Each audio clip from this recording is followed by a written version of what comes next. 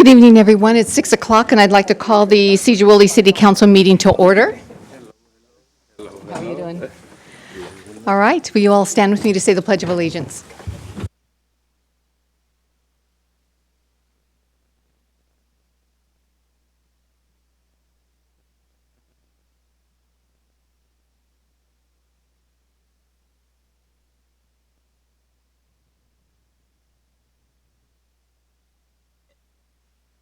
All right, thank you. So I see everybody is here, but for the record, we're going to do roll call.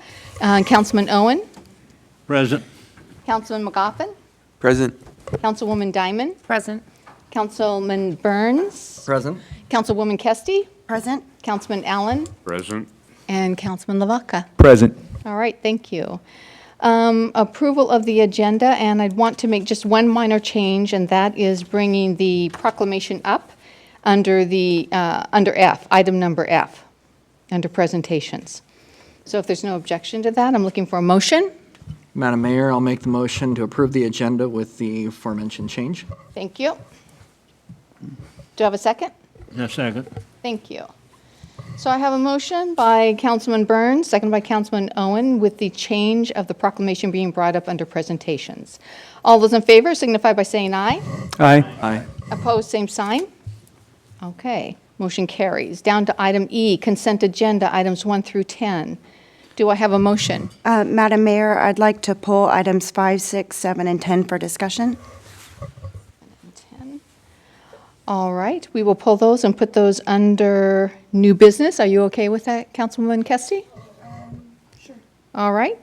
So we have a motion to approve, well, let's see. We have a motion to approve the consent item agendas with items number 5, 6, and 10. Is that correct? 5, 6, 7, and 10. 5, 6, 7, and 10.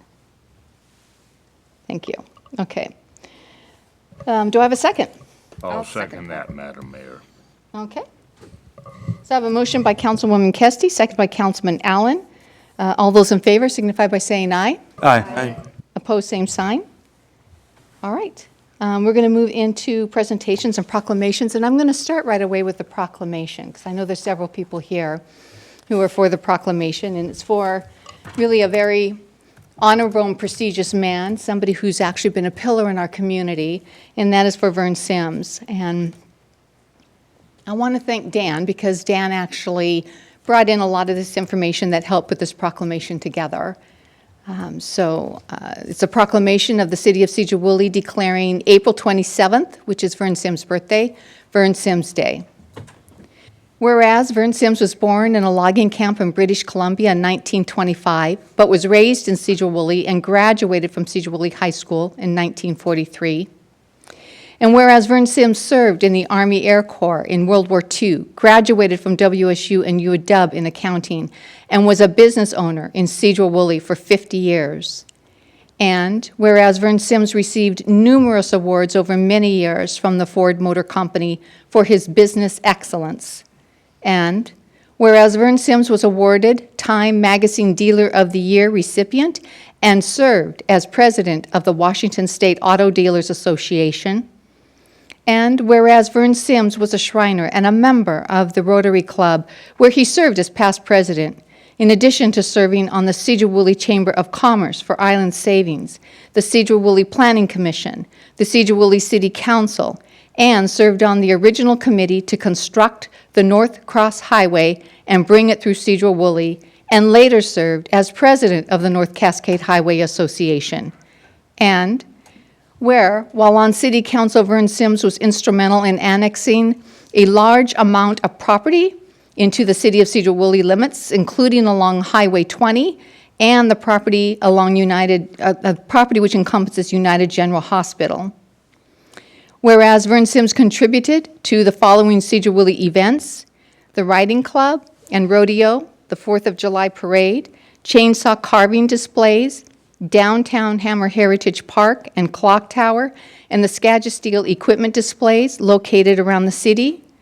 Now, therefore, I, Julia Johnson, Mayor of Sedro-Woolley, do hereby proclaim April 27, 2023, Vern Sims Day, and call upon the people of Cedar Woolley to observe this day in remembrance of Vern Sims, who helped create a city and community for people to live, work, play, celebrate, and raise their families.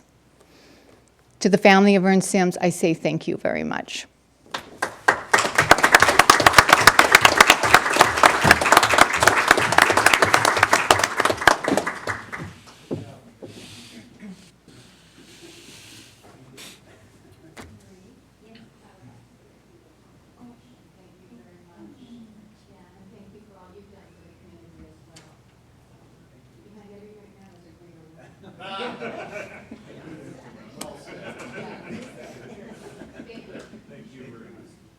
So also, thank you very much, Doyle, because you're the one who brought it to our attention. But more than that, I know that you've also asked KBRC and CAPS to talk about this tomorrow. So tomorrow on the air, we'll actually hear them discussing the proclamation. Good job. Thanks, So Doyle. thank you. Thank you. Thank you, Doyle.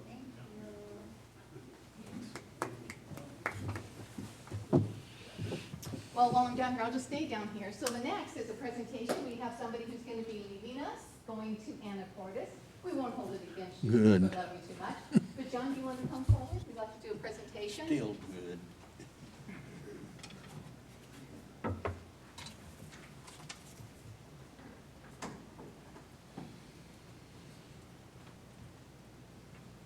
So it has been my pleasure to work with John over these past 8 years. I can't believe it's been 8 years, actually, for me, more than that for you.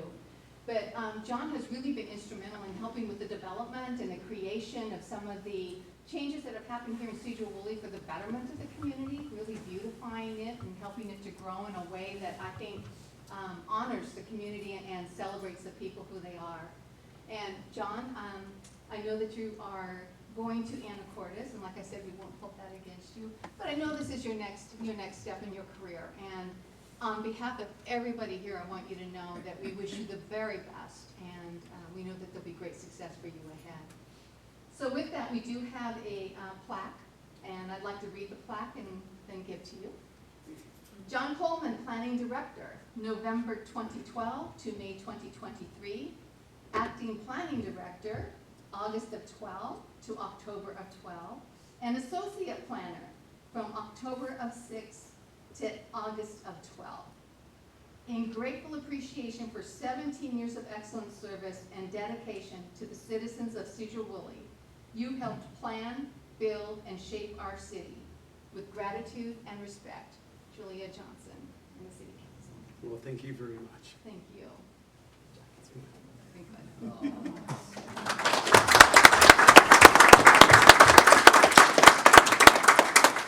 Text a few words? No, not really. Just that it's been a pleasure working for Cedar Woolley for almost 17 years. It's a fantastic place. I think we're building a fantastic community. We have a lovely city hall. Really can't ask much more from a mayor, council, colleagues. It's been a fabulous place to work, and it is bittersweet for me to depart. But I will cherish my time here, so thank you. Thank you, John.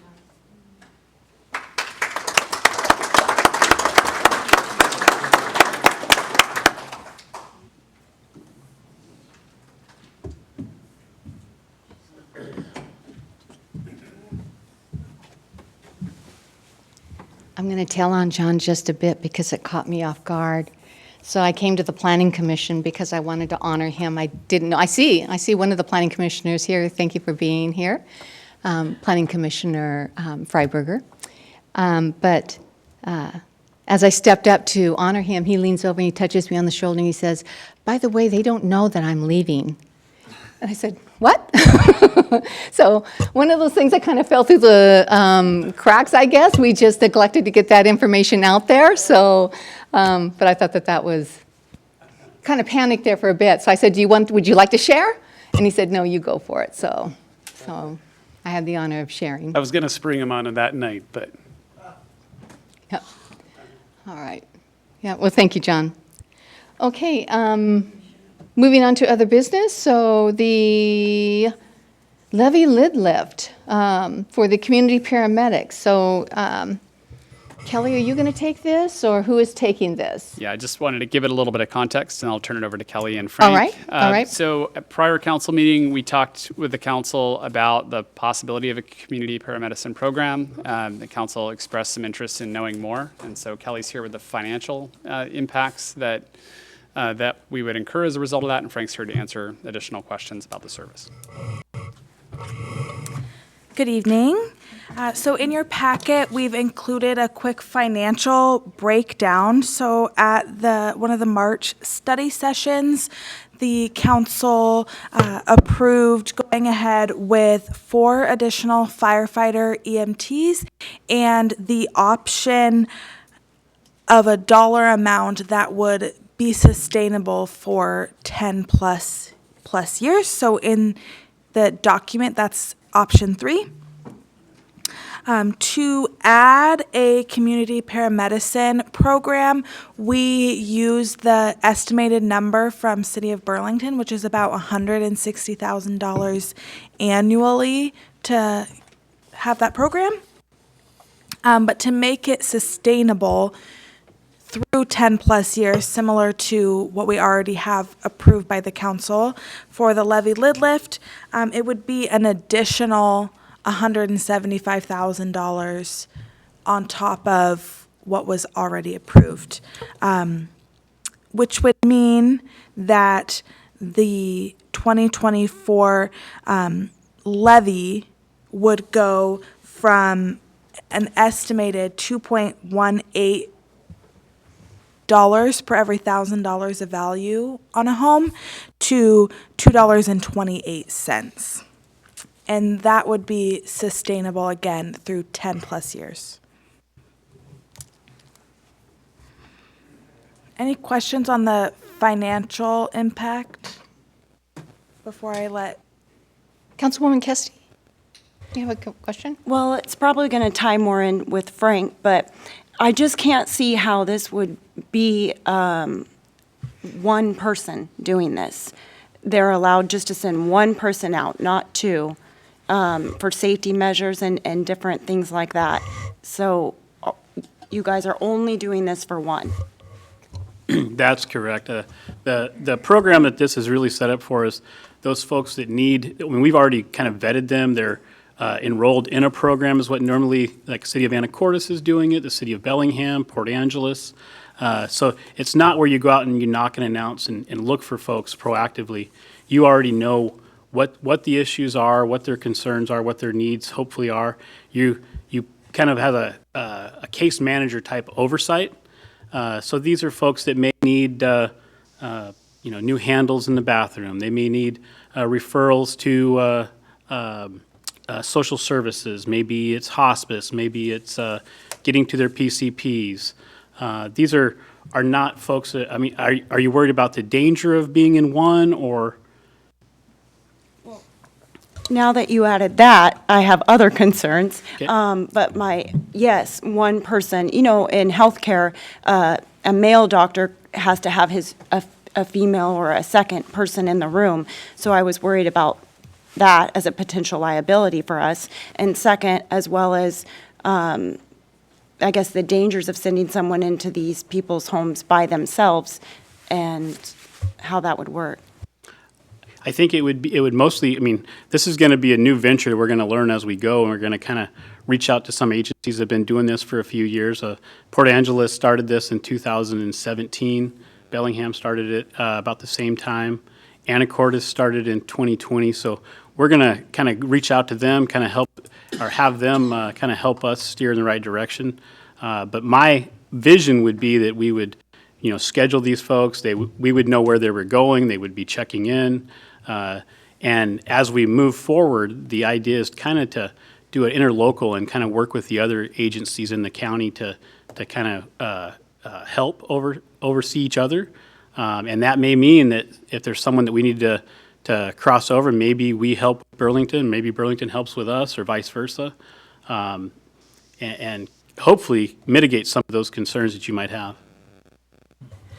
Personally, I would like to see someone from an agency that's already been utilizing it come in and talk to us, maybe a round table discussion, because with what you're saying right now, I wouldn't feel comfortable adding that to the firefighter levy. Fair enough. Madam Mayor, if I may? Yes, go ahead, Councilman Lavaca. Thank you very much. So we discussed, like, there was 3,200 calls, and roughly 150 of them had over 5 calls per home. Some had much more, up to 20, 30 calls a year per home. So 150 people out of our community is taking up roughly 18 to 24% of the fire department's time. On that one person, I don't know if Bellingham or if Port Angeles has the data to show that that's grown, or that's caused a reduction in those calls or those repeat calls, and seen a reduction in cost. I don't know if that's something you can ask them for and see if we can get that. Yeah, I have that right here. We had 3,600 calls last year.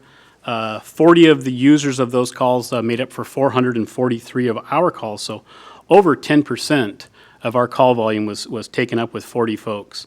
And the city of Bellingham, when they started this, in their first 2 years, all of the folks that they enrolled, so say if we enrolled all 40 of these, which would probably be a stretch for one person to handle a caseload of 40 folks, but if we even did 20 of them, and we took care of those first 271 calls that those 20 made up for, and we were able to reduce what Bellingham did, which was a 50% decrease by year 3, a 40% increase or decrease in call volume by year 2. We could cut, if we were to follow suit with their numbers, and we were able to cut 200 calls by year 3, that'd be a huge savings for not only the cost of doing business, for dispatching, for the wear and tear on our vehicles, the extra time and effort we put in with our folks as far as the call volume that they're experiencing, as well as the ripple effect of what we're putting on the emergency rooms. We're putting on, right now we're having a huge issue with our hospitals with wall times, with folks going in and having to, our providers, where we used to be able to pass off a patient in 5-10 minutes, give a doctor report, get our patient stuff, move them over to a bed, and move on. Some of our providers are waiting 40 minutes just to get that first initial pass off, and some hospitals in the region are waiting 4 hours. So we want to try to mitigate that before it's more of an issue, and if we can handle some of this stuff that really just they need to get pushed in the right direction for the resources that are available to them that can do some of the preventative measures to make it sustainable long term, and get these folks stuff that's really not a high acuity call that really needs a 911 system intervention or the emergency rooms either. Would you be interested in looking at, like, or exploring the idea of like a flyer that you hand out to people who have maybe 2 or 3, 5 calls a year, and then give them that as like, here's resources in certain areas, and this is what the cost burden is to the entire community. You don't want to, obviously those people that are doing it are probably going to be deterred from doing that, but it's a huge cost to the entire community. And then, has there been any further interest in volunteer firefighters? Have we seen any more increase in that? I know that's a big reason why we're doing the levy. We really have not. We have 2 part-time firefighters that we just onboarded this last week that will move in as residents here shortly. But as far as our outside volunteers, the last time we tested, we got 0 folks. So we were hoping to put on an academy for anybody that was interested. Right now, we have no one in the queue. Okay, and last question. Has that been added to the ballot thus far? I think that's on the May 10th City Council for the first read to move forward with the And then ballot. it'll go for the Choose- ballot before the people. Sweet. Thank you very Yeah, much. That's our intention right now. If council wants to talk about community paramedicine some more, though, we may need to delay that date a little bit. So, I struggle with this one a little bit, only in the sense that I have similar concerns to Councilmember Kesty in that the reality is you're probably actually going to need 2 instead of 1, especially if they're making house calls and going out to various places. For safety concerns and just having 2 people there when very valid point, when you go into an appointment and you have, a male and a female in a room, you usually have a third person in the room. And you're going to encounter those situations in these environments. I understand the purpose of trying to mitigate future, and I respect that, and I think that it's something that we actually need to think about and move forward in the long term. But I struggle with seeing it as being a one-person situation. I actually see it as in the future having to be two people. And then I also sit back and look at, well, if we're actually looking at it being two people and we're looking at bringing in 4 firefighters and we still are not even staffing appropriately, we need to be looking at staffing our community and our own fire services first before we dive into, looking into the future as well. So you're really in a catch-22 here. Very valid points from all three of you. And the whole 2-person community paramedic deal, I had never thought of. And a lot of these other agencies aren't doing that either. But totally valid points, because you know where we are as far as the healthcare system, and totally right on. And the catch-22, like we talked about in the work sessions and stuff, we truly need 16 folks. But we know that we can't afford 16, and we were a little hesitant. I think we were really, staff was hoping for 8, Right. And 4 was where we landed just because of the cost and and where we are. But truly, 4 is a Band-Aid. 4 is where we are that can get us by short term.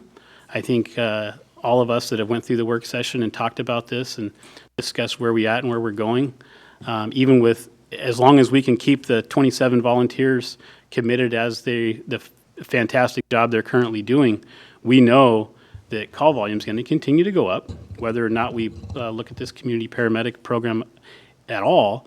Our call volume is still pushing 8 to 10% on average every year, and the demands are there. We have 3 more folks that are looking at moving out here in the next month or 2 because of weddings and personal stuff and other jobs. So the pendulum's continuing to swing the wrong direction. Right. But you're 100% correct, Councilwoman Diamond. Yes, Councilman Burns. Chief Wagner, first I want to say that from the numbers I see, it looks like it is a good idea on paper. It would help cut back on the demand on your staff. Obviously, we need a lot more firefighters than we're getting, and this, from what I'm gathering, would help cut back on the requirements for you in that regard. I'm curious if they would be able to remove enough of a burden to exceed what one more firefighter would be covering. I know you staff 2 firefighters, but if it is a position that would exceed its financial cost, and removing that burden from the fire department on the call volume, taking people to the hospital, it seems like it would be a good choice to me. I think if we could cut 50% of those 400 calls, you're looking at 200 plus calls a year. That burden would be significant. However, I don't know that that's going to long-term take the burden off of the needs of what we're going to have as far as firefighters, because we're still averaging 8 to 10 calls a day even without these. So. Yeah, obviously, we'll still have a much higher need than what this levy is going to cover. Are you comfortable with exceeding that 30% levy increase and going out and asking the public for that? For the levy increase, if we were to add the community paramedic, we'd be at 30.36% levy increase. Are you comfortable with going out and asking for that? I think we're at a time right now where I'm not truly comfortable asking for any increase with where we are as far as an economic place in this time. Unfortunately, we're in a dire straits where, as you can see on our weekly updates, we're averaging anywhere from 60 to 100 plus hours of coverage that we're not able to meet. And that's putting us at a point where a lot of times during the week we have no one to cover any calls. In fact, I think, was it Sunday or Monday this week, we had a significant collision over on South Skagit Highway, where we had multiple resources there, and we had multiple calls going on, and we had no one here at the station. So, and that's happening more and more often because of the nature of the 911 system. Thank you. All right, anyone, yes, go ahead, Councilman McGoffin. A couple of questions. Thank you. Chief Wagner, just kind of a two-part question. I wanted to also address what other council members have brought up. You mentioned other agencies. It sounded like they were just doing one person. Is that for Bellingham, Anacortes? Anacortes is doing one. Burlington has 0 right now, and they're looking at adding one. Bellingham started with one, and they are currently up to 3 and are looking to add another one, another two full-times, and possibly a case manager as well, because it's the success that they're getting up there. Do you know if those 3 work in the same vehicle or are they separate? They're separate. So they go out independently? Yep. Okay. And my second kind of follow-up question to that was, are these calls similar to what like a stay-at-home nurse or hospice worker would be doing for a lot of these people? The gamut is pretty wide. You're looking at Bellingham is focused a lot on transient population, homeless encampments, mental health, substance abuse issues, as well as the folks that are at home that probably should be transitioning to at-home care. And some of that is some of the ones that they are able to fix faster. Because those are ones that there's a lot of resources out there that these folks don't understand. Kind of like the story I told a couple weeks ago, where we have an individual here in town that has a ton of options out there, but just is afraid of the costs. And our elderly population, they're already struggling already. So to have an ambulance transport cost, an ER visit cost on top of that is a huge burden that they're fearful that they're not going to be able to afford to eat. And there's resources out there with like this gentleman with the veterans, the VA. There's resources out there with community action and Catholic Community Services and hospice, and all of those things, when pushed in the right direction, can mitigate a lot of that fear and anxiety. And those are the ones that I think we could truly, I mean, you look at my top 40 here in front of me, most of those are that population, and can probably easier be handled in a short-term period than probably some of the issues that Bellingham is seeing up there. Okay, thank you. Do you think it'd be possible to split the cases out into ones that are higher risk, like ones that involve drugs or alcohol, homelessness, mental health crisis, so that maybe a second person does go with them, whereas the ones that are not as high risk, maybe it's just the one person? Definitely. I think that would be an amazing process of prioritizing. And most of these calls, if you look at most of the programs out there, they're enrolling these folks in. And right now we have our responders will do like referrals. So the North Region has a referral form that our responders will get buy off from the individual patient, that they have the consent to allow us to kind of shop for resources and get the ball rolling. And then like this morning, we sent one in. This afternoon, I got reports back from the referral agency up in Bellingham, and now we'll start looking at what resources are available to this individual patient. And then you can kind of do some research as far as, is it a anxiety, is it a mental health, is it a substance abuse, and kind of prioritize what your needs are and where you can refer them to. And when, could it be an APS thing? Could it be a DSHS or a child services? I mean, there's so many resources and agencies out there that have funds and stuff to point them in the right direction, but a lot of them are untapped because of lack of knowledge. Gotcha. Very true. Thank you. Yes, sir. Thank you. And Councilman Allen. Chief, I'm kind of skeptical here. It sounds like some of this is a wish list instead of a need list. I'm concerned about the cost. I'm concerned about my taxes going up 30% for fire in town. you know, you're talking intervention, but we already have people intervening with the homeless and drug users. And, you know, you say, well, Bellingham's done it and Anacortes and blah, blah, blah. Bellingham's gonna have 4 people, now maybe a case manager in what, 6 years, 5 years?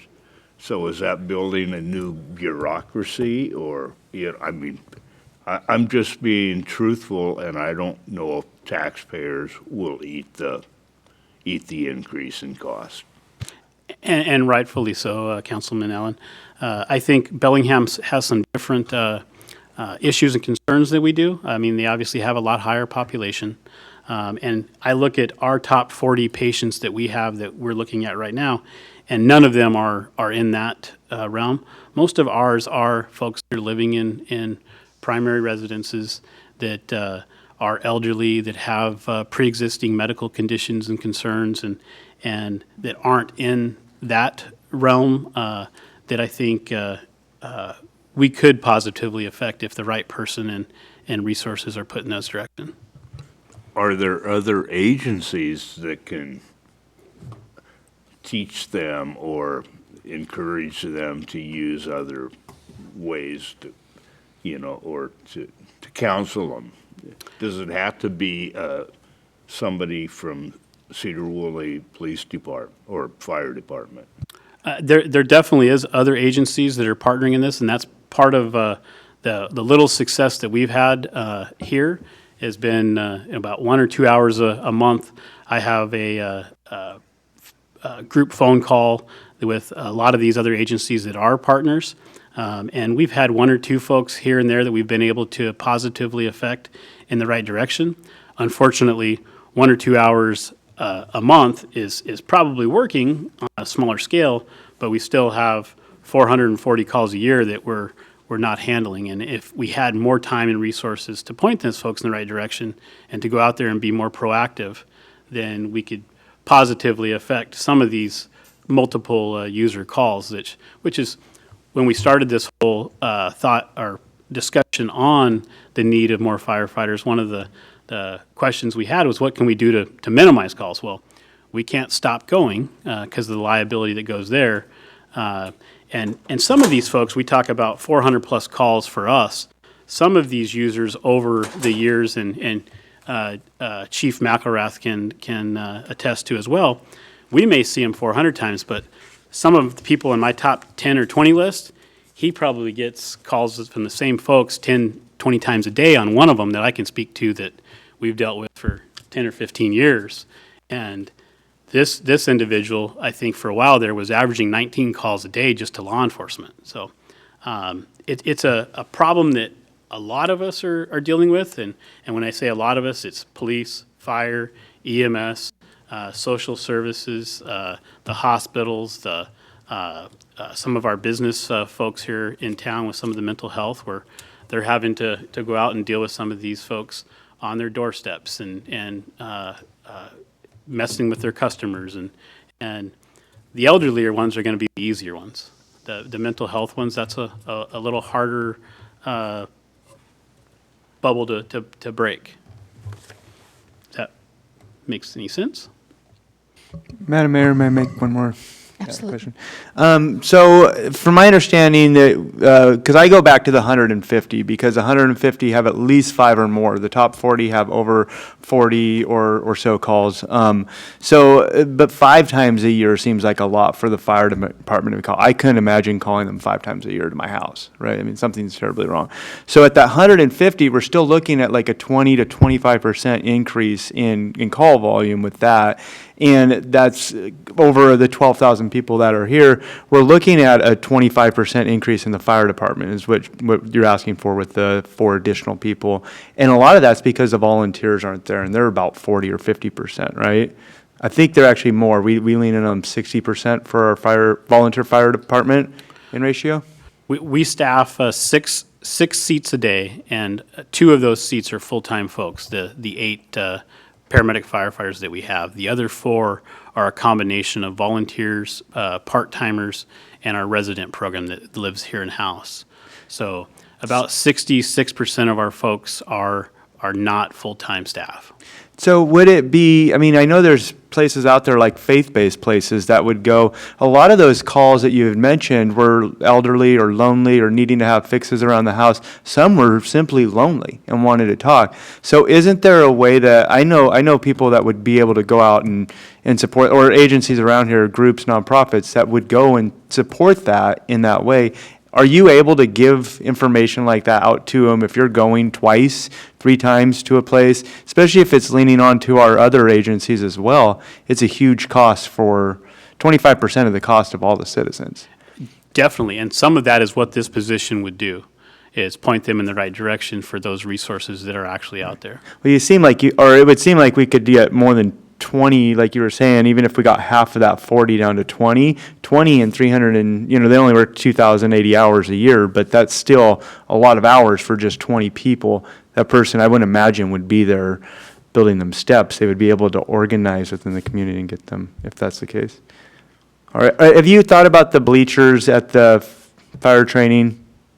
Yeah, I see them over there. Just to kind of spur up people to go and watch the fire trainings take place and get them engaged? Yeah, that's a good question, it really is, but let's stay on task. I think that's about volunteers, recruiting volunteers. Right now, 'cause we are that's- talking about the levy lid lift and what we Yep. want to add to it. So technically, we are supposed to stay on task, so. Okay. Good question, though. I mean, it's a valid question. Thanks. I have a question, though, regarding HIPAA. So how would you work that out with the individuals have to be first asked and grant permission for those who are not paramedics or firefighters to come into their home? As far as this position, or? As far as, well, Councilman Lavaca was asking about having, for example, I think it was faith-based, come in and do some of the work. How does that work as far as HIPAA? For normally, if we do a referral with anybody, we usually ask for permission first and get a Yeah. signature before we do the referral. Right, so HIPAA would have to be involved, okay. Or we would leave them the information and they would be able to call themselves with some of Okay, that stuff. Thank you. All right. Yes, go ahead, Councilman McGoffin.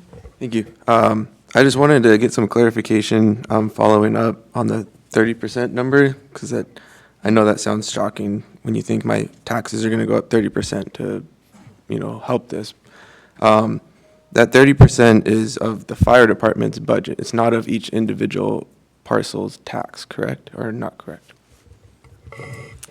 So every property has multiple jurisdictions. So just a couple of the big ones, the state, the school district, the city, the county, all have received property tax from each individual home value. So the 30% is how much Sedro-Woolley's portion would go up. So the total bucket of money that Sedro-Woolley receives from property tax would go up 30%, and then that would get divided among all of the homes in Sedro-Woolley based on the value of those homes. And that's how you came up with the $2.28 And that's how you come up with the $2.28. per home? Okay. Is that per month, per year?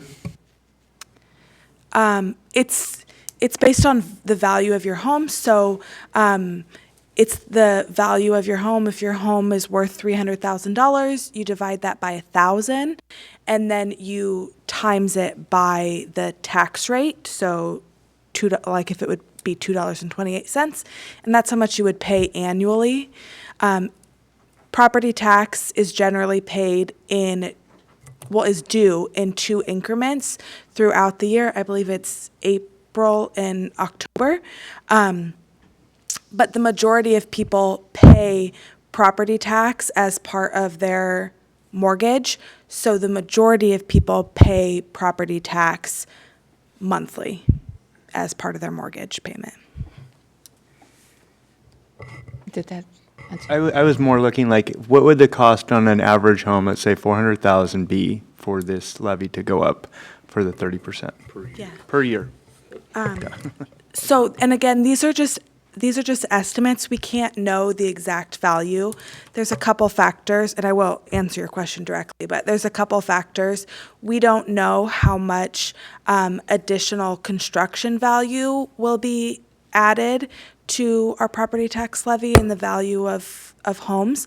We don't know what the total value of homes in Cedar Woolley will be. That also impacts the rate. So doing our best guess with the information we have and what we can project out to 2024, the annual increase for just the 4 additional firefighters and EMTs that we have already discussed, on a home that's roughly 350, 400,000, which is generally, one of the homes in one of the housing developments, one of the not new housing developments, not the brand new ones, would be about $170 a year increase. If we added the community paramedic program, we estimate that the total increase, including the 4 firefighters, would be $214. So that comes out to $14 a month and $18 a month. Increase from our current 2023 numbers. Okay. Thank you. So the question here, I'm sorry, Mr. McGoffin, did you have another question? Okay, all right. So the question here, the issue here is, should the city increase funding for the community paramedicine program in the upcoming fire levy lid lift ballot measure? Do you want to make a motion on that now, or do you want to hold off? Well, let me just put it this way. Is there a motion? I kind of like to hold off to honor what some Okay. other council members have said about hearing more about the safety of having 1 or 2. All right, I that's so. I think there was a request to get some more information from Bellingham and Anacortes and stuff like that as well. Okay, we'll bring it back. Mount Vernon, too. Mount Vernon has a really good program, too, pretty successful, so, yeah. All right, thank you. Good discussion. Moving on to, before I leave, do you want anything else you want to add, Charlie, or? Okay. All right, so moving on to, let me see if I haven't covered everything here. Council member report. So Councilman Owen, do you have anything to report? No, I don't think so. All right, thank you. Councilman McGoffin? I'd just like to report the turnout at the For the Love of Cedar Woolley event. I thought it was really great. I wasn't able to make it to the council one, but I went to the community, and I thought a lot of people showed up. I was really impressed sitting at the table. There was a lot of good ideas and discussion. A lot of people talked about the discovery and they felt like they wanted to get more involved and be innovative with some ideas. And I thought some of the group ideas that came up were really fun and would be worthwhile looking into. I really like Pola's Promenade, the Adopt a Roundabout. Promenade, sorry. That's okay. The Adopt a Roundabout one, and then there was one regarding the wood sculptures. And I just thought, it was fun to see the community get engaged with the city, and I hope to see some of them come to light. Yeah, it was. I think we figure over 60 people showed up for it. It was great. Thank you for reporting on that. Yes, Councilman. I did have one thing I wanted to pass by. I guess Mark would be the target. The residents on State and 11th, that trashy place, is there any action taken on that? I'm not aware of any action on it, but perhaps the chief would know. It's been a property that we've been. It's been a property that we've been dealing with for a while, and yes, it's being looked at. Okay, thank you. Okay, thank you. So, Councilwoman Diamond. Nothing tonight, thank you. All right, thank you. Councilman Burns. I too wanted to remark on For the Love of Cities. I thought that was a fantastic program. We had really good turnout. Enthusiasm was fantastic. I heard a lot of really great ideas. Councilman McGoffin mentioned a few of them. Another one that stuck out to me was someone doing a T-shirt contest for Cedar Woolley for advertising, things of that nature. Just getting people involved in community, it seemed like a great opportunity. Peter did a good job getting people out of their shell, getting them to participate, so I thought it went well. Thank you. All right, thank you. Councilwoman Kesty. Thank you. This Saturday is Wood Fest, and it'll be at the Cedar Woolley High School from 9 to 4. There's a vendor fair, silent auctions, children's workshop, robotics, wood shop, and so I invite everyone to come and check it out. All right, thank you. Councilman Allen. First, I'd like to thank John for his many years, and I told him this the other day, and then I want to give a shout out to him and Mark. I had some questions, and Charlie had Mark call me back, and John called me back, and they both explained several things that are going on with the city. And anyway, you guys, I think, we'll miss you, John, okay? Thank you. That was really nice. Councilman Lavaca. Oh, thank you, Madam Mayor. So I wanted to mention that traffic over at 9 and 20, I still get a lot of great remarks about it, and somebody who lives there, I take it daily, but people that live there take it daily, and the 4 lanes really, yeah, that was a great improvement. So it's definitely allowed things to move through much smoother. I've noticed that. So I hear about that. As we get into springtime, I'm getting a lot of interest in the parks that are going on, especially Memorial Park, the one at Olmsted. So there's a lot of excitement about that. And it seems like that's something that pretty much the whole community, regardless of where you're at, wants to see and it definitely enjoys the trails and all that we have to offer. So I'm looking forward to seeing those grow. And along those lines, Councilman Lavaca, because this is something that you actually brought before the council, actually before the committee and then the council, the brochure, we actually are moving forward with that. So we're hoping to have that done soon. I think the question might be, do we wait until Memorial Park is done so we can snap pictures and actually put them in the brochure, which I think would be about the end of June, something like that. So anyway, thank you. That was a great suggestion. We're moving forward with it. Yes, go ahead. Forgive me, John, I'm so sorry, but I wish you well on your new adventure, and thank you for helping me along the way with all the different projects, so. So I just have a couple things. First off, the legislature has finished up and they have put out, it hasn't been signed yet by the governor, but they have put out what they are recommending before the governor.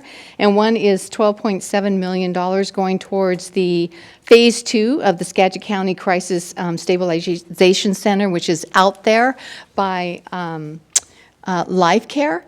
And this is going to be fantastic because with this stabilization center, what it's done, our officers and other officers will be able to bring those individuals who are in need and just drop them off. So they'll have a place to go where they can be taken care of. So this is going to be a great project and very exciting for the county. This is by the county who has, it's here in Cedar Woolley, but it's the county who's doing it. And also I wanted to, I made a copy of it and put it in front of you, but the North Star is putting together a city and county leaders learning session. This is really a fantastic opportunity, especially for those who may be have further questions about what it is that North Star is all about. It sounds like we're going to have some legislators there as well, so that'll be great. It's June 13th from 5 to 8. There'll be a dinner and a discussion, and they do ask that you RSVP. So I hope the council will come because I know that you've been quite engaged in the discussion regarding the 1590 funds and also the 1406 funds, which were given to us by the state to use for the homeless. All right. With that, we will move on to public comments. So I want to point out that Cody Hart had submitted some documents. They were mailed out to you, emailed out to you, so you can find them, and they're also online. But just wanted to make everybody aware of that. He did ask that you were all made aware of that, so I wanted to be sure to reiterate. And for those, we'll start with those here in the council chambers. For those who wish to make public comment, I ask that you state your name and your address and try to keep it to 3 minutes. So is there anybody here in the chamber who would like to give public comment?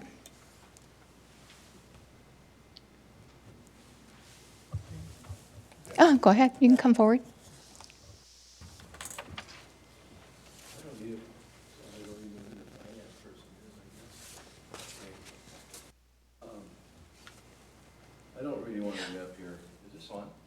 I think, there, is it on? Can you tap it a bit, Dennis? No, it's not on. Can you? But Dennis, be sure to give your name and address. Okay. Well, yeah, okay, my name's Dennis O'Neill. My address is, thank you. My name's Dennis O'Neill, and I live at 107 Talcott Street.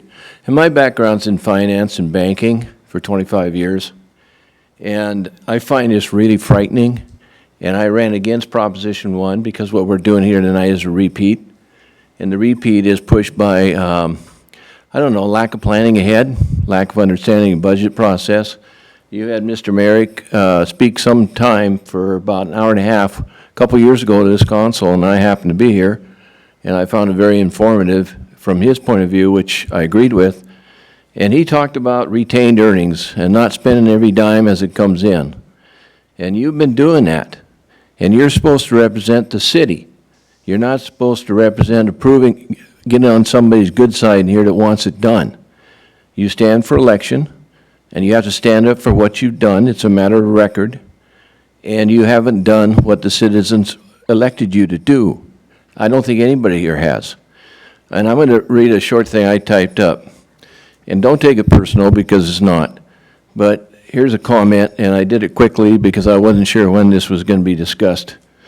And it's just a general comment. Your physical knowledge appears not based upon much knowledge of understanding the budgeting process, which should be set up under reasonable expectations of money sources and amounts expected each year, and then matching this revenue up with expected expenses and further expectations that one has to live within that budget and not run back to the taxpayer every time you come up short. Taxpayers are not an equity line of credit, which appears apparent with the discussion of seeking a second levy lid in less than 4 years, following the first proposition being approved by only 203 votes. You are expected to live within the yearly or 2-year budget you draw up and approve. You commit to a budget supposedly of priorities and then find other areas of lesser importance that you want to do, and you don't have sources of funds for it. So you put that day of reckoning off, and it's coming up again. And it's all your fault. It's your responsibilities. And so you need to reevaluate and rebalance the budget throughout the year, not just a couple times a year. And you need to track that revenue. Revenue's up. Your taxes are way up. They should be with the appraised value coming up. And all the other money, stimulus money that you received, it's being spent. You got more money than you ever expected to have, and yet you can't balance your budget.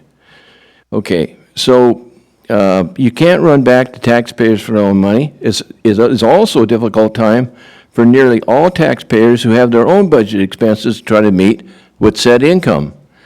So if the taxpayers did not plan better than this council, they might also have to feel, ask their relatives for money or move along the interstate and live in tents.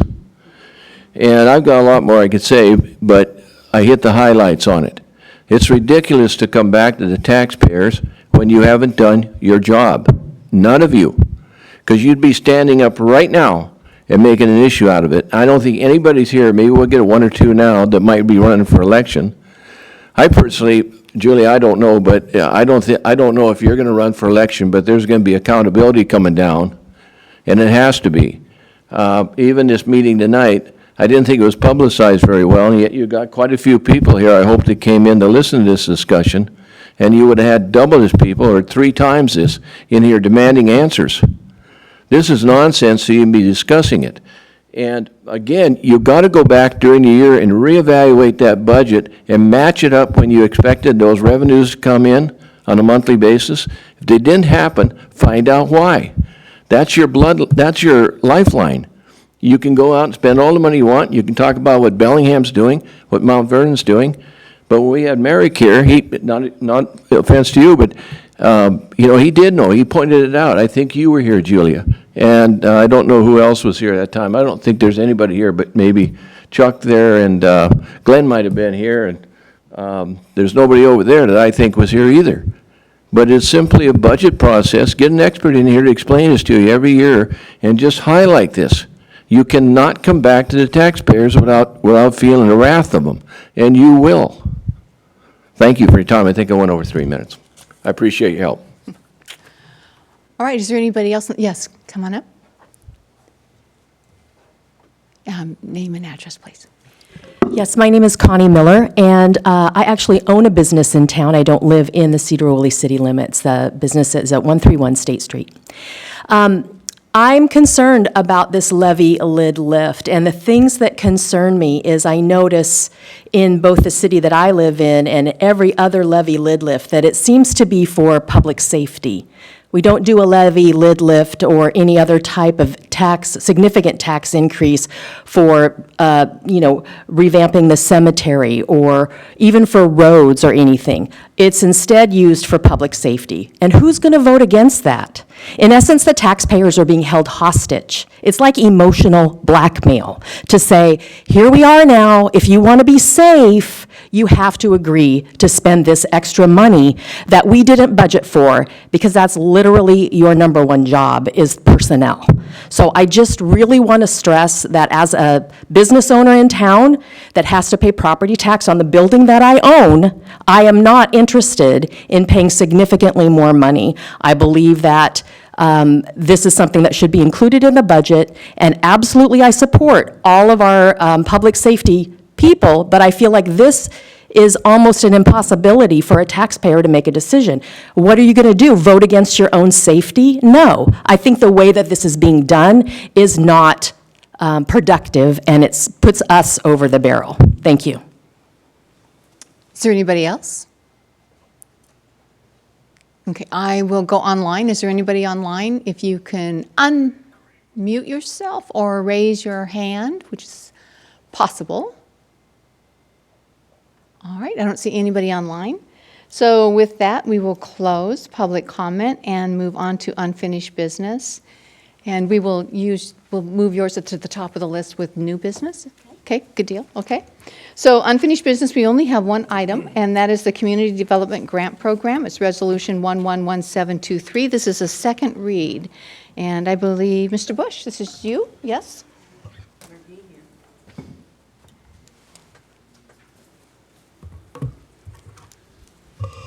Okay, bringing this item back for further discussion with updates from our March meeting. And the council had requested to have this discussion following the Peter Kageyama for the Love of Cities workshop. So I'm back. You'll see a marked up document within the packet that really breaks down some of the things that changed in the last conversation. So it's as transparent as it can be. I'm just going to call out a few things. There was some conversation about taking the amount for the cap per grant from $5,000 up to $10,000 for businesses, but keeping it at $5,000 for individuals, nonprofits, and governments. That change appeared to have support of the majority of the council. Then there was further discussion about internal versus external improvements for those businesses, and that appeared to be an open conversation with the council. So I just made the edit and marked it, and that's something it would be helpful to have clarity on, and of course, just be helpful to have clarity on where the council wants to go with this in general. I also made some updates on the draft application, so you'll see those just to reflect the other changes, and really that's where we are. So here to seek direction from the council at this time. Okay, yes, Councilwoman Diamond. I actually am 100% against individual grant. This is supposed to be for economic and business development, to bring people in to help our businesses thrive, for them to have an opportunity to have access to some funds that they may not otherwise have, so that they can improve their businesses in a way that allows them to bring people in and increase their revenue, their profitability, and their chances of survival and moving forward in our community and being successful. And I don't believe that individuals should be a part of this project at all. This should be a business and nonprofit only, and it should be equal at $10,000 apiece. There's no reason why a nonprofit should be held any differently than the business here. We have some nonprofits in town that work hard and bring people in, and have some some projects that could probably use some help, but I really believe that this, if this is to be truly for business and economic development, individuals should not even be considered. I hold the exact opposite view. I believe that part of what we got concerns about from business owners in the area was the condition of the city. Helping beautify it was one of the things that they seemed to really be behind getting done. And so this would offer the opportunity for community members to step up and do some of that so that the city's not filling every niche, trying to make sure that everything in the city is picked up, cleaned up, replaced.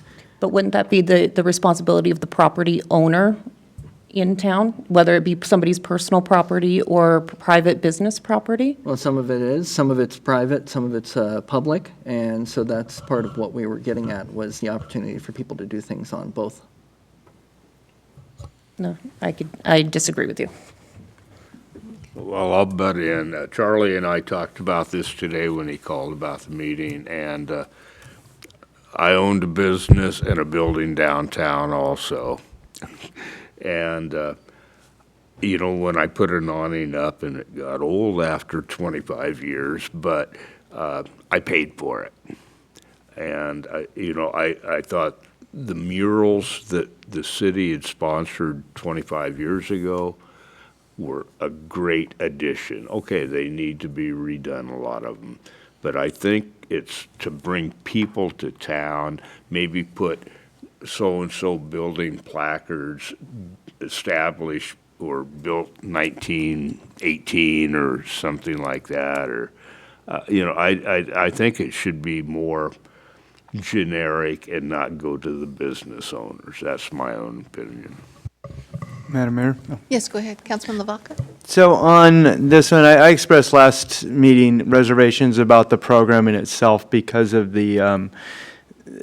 like even what we've heard tonight about the firefighter levy and the various economic place we're at, and then giving $140,000 out. So I think that, I don't know if that gets received well in the community. And there was 60 people there at the show. It was a really good turnout. I went to both nights for that and that. And I'm excited that people are wanting to get involved in the community, but it is a large amount. And I was in favor during the show. I was kind of leaning towards, yeah, this is a good program. At the end of the show, or end of the first night with the workshop, somebody asked the question about how do we get diversity, inclusivity, and equity into this program? So we start like going like, well, where does that take us? How does that mean? Versus the intent for just business and development.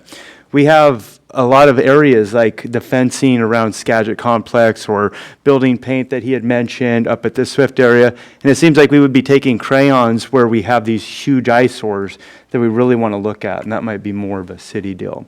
So I think the businesses do need help, but I also think that if it is a lot of money, they're big grants, and we'd want to make sure where that went if we do it. There's 300 total in ARPA for strictly just business development. And so it would definitely have to be something for business for me to be on board. Thank you. Councilwoman Kesty. I 100% agree with Sarah on every single thing that she said. And if it is going to be for economic development and it's COVID ARPA money, it needs to go to the businesses and nonprofits and not individuals. Any other comments? Okay, so again, is this something that needs further discussion, or are you wanting to move forward with this? With the revision, there can be a motion that says omitting the individual, or you can leave it as is. What is the pleasure of the council? You've gone in different directions here. Charlie, can you give us clarity as well as to how these funds are going to be accounted for and how what the follow-up is going to be to ensure the projects are done in the way that is intended, and that is to bring in economic development, provide businesses with some sense of relief so they can get projects done that they might otherwise not be able to? Yeah, right now it's scoped pretty broadly. Right? I mean, it still has a lot of different flexible options in it. And so as the council kind of narrows your focus, we can narrow the focus of this program. But the key is having clear grant eligibility requirements, clear parameters around how you want the money to be spent. And then we develop a contract with whoever. business, nonprofit, whoever.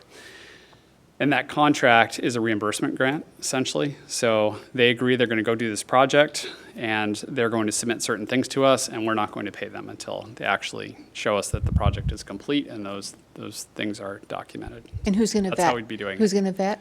That would be vetted by staff at this point.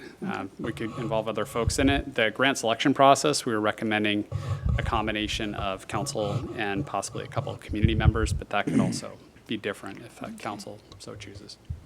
Madam Yes, Mayor. yes, Councilman Allen? Oh, you go first.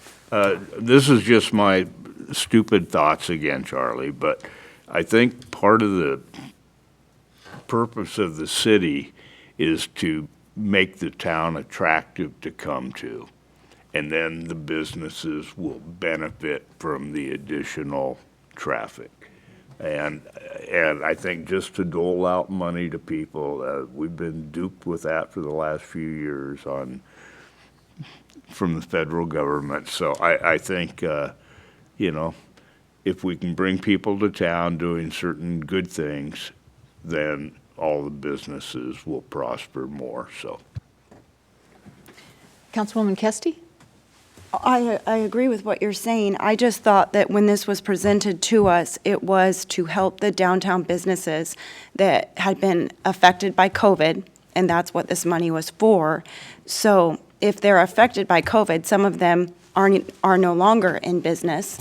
How are they going to pay for their upgrade? They would have already have done it had they been able to afford it. So I guess I'm confused at those parameters and how they will be able to make these changes to beautify the outside of their businesses or things that they needed to do. I'm confused at that parameter. Yeah, there was a discussion the last time with council about matching funds, and I had included a matching funds provision in there, and the council asked for that to be taken out. Looking for the right phrase. So I did that as well. So that's out. So the way it would work potentially, depending upon the level of investment that the business needs to make, is that the business would scope a project, propose it to the city, we'd enter into a contract with them. We could potentially provide the funds up front, but in doing that, we are increasing the risk to the city. So reimbursement is definitely the best way to go, but we can reimburse very quickly, and Kelly can certainly comment on, because we've talked about how this mechanism might work for us. Yeah, I wouldn't recommend giving the funds up front.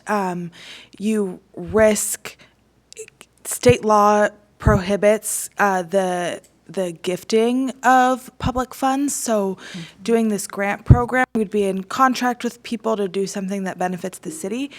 So if you gave the funds up front and someone didn't follow through with that, it would kind of force our hand to potentially have to take action to retrieve those funds. So financially, the best course is to do reimbursement, which is how the vast majority of grants, cities and other municipalities receive grants. It's just a little background. Okay. Yes, go ahead, Councilman Burns. Oh, I'm sorry. I don't think this was ever mentioned to be a handout for ARPA for the COVID. I don't know that we ever presented it like that. It was meant to be for helping beautify the city in general so that it would increase the business flow for the city. Increasing the beauty of the city was kind of the hope for the program in general. It wasn't necessarily meant to be big chunks going to the businesses originally. I know that's what it's kind of been changed to now, but that wasn't necessarily what we were originally getting at. Okay, Councilman McGoffin has the floor. I'm sorry, I was going to say I was actually on that committee when it initially started prior to changing, and I have a completely different recollection as to what the funds were to have been used for. It was my understanding it was all for business development and economic purposes, and those business economic and development purposes are what brings in tax dollars, and those tax dollars fund our first responders, and without that, we have to go out for tax levies like that. So using these funds for individuals and not for businesses, where businesses are necessary to keep our city viable, is what is necessary. And so my recollection and yours are completely different in those meetings. I was merely referring to the program, not the original intent for all of the funds. Correct, So, in the program as well. yes. Councilman McGoffin? Take a deep breath. I just want to go back to For the Love of Sedro-Woolley event, because for me, that was really an eye-opening experience, because I definitely hear the concerns tonight, and, I think we have to be fiscally responsible, and I think we've tried to do that, and it's been difficult through COVID, but these funds came to us from the federal government for specific purposes, and, we're trying to allocate buckets of them to the community in the best way that we can. And hearing a lot of the ideas at that event helped me think of this program because, and Charlie, correct me if I'm wrong, when we talk about individuals, we're not talking about somebody at their house getting a $5,000 grant to make a new living room. We're talking about that individual doing something for the public property for Sedro-Woolley. So whether it's a mural, they're fixing up something around town for the public. So is that correct, that we would be hiring an individual, an artist, or someone that would help the public land, not private land? Yes, the idea was to try to keep it as broad as possible, but, we've got a long list of example projects here, landscaping improvements, exterior paint, murals, et cetera. So, for example, you could provide, let's say we wanted to update a mural, a grant could be provided to an individual to do that work because they're going to be individual artists who do those mural improvements. So that's part of the thinking.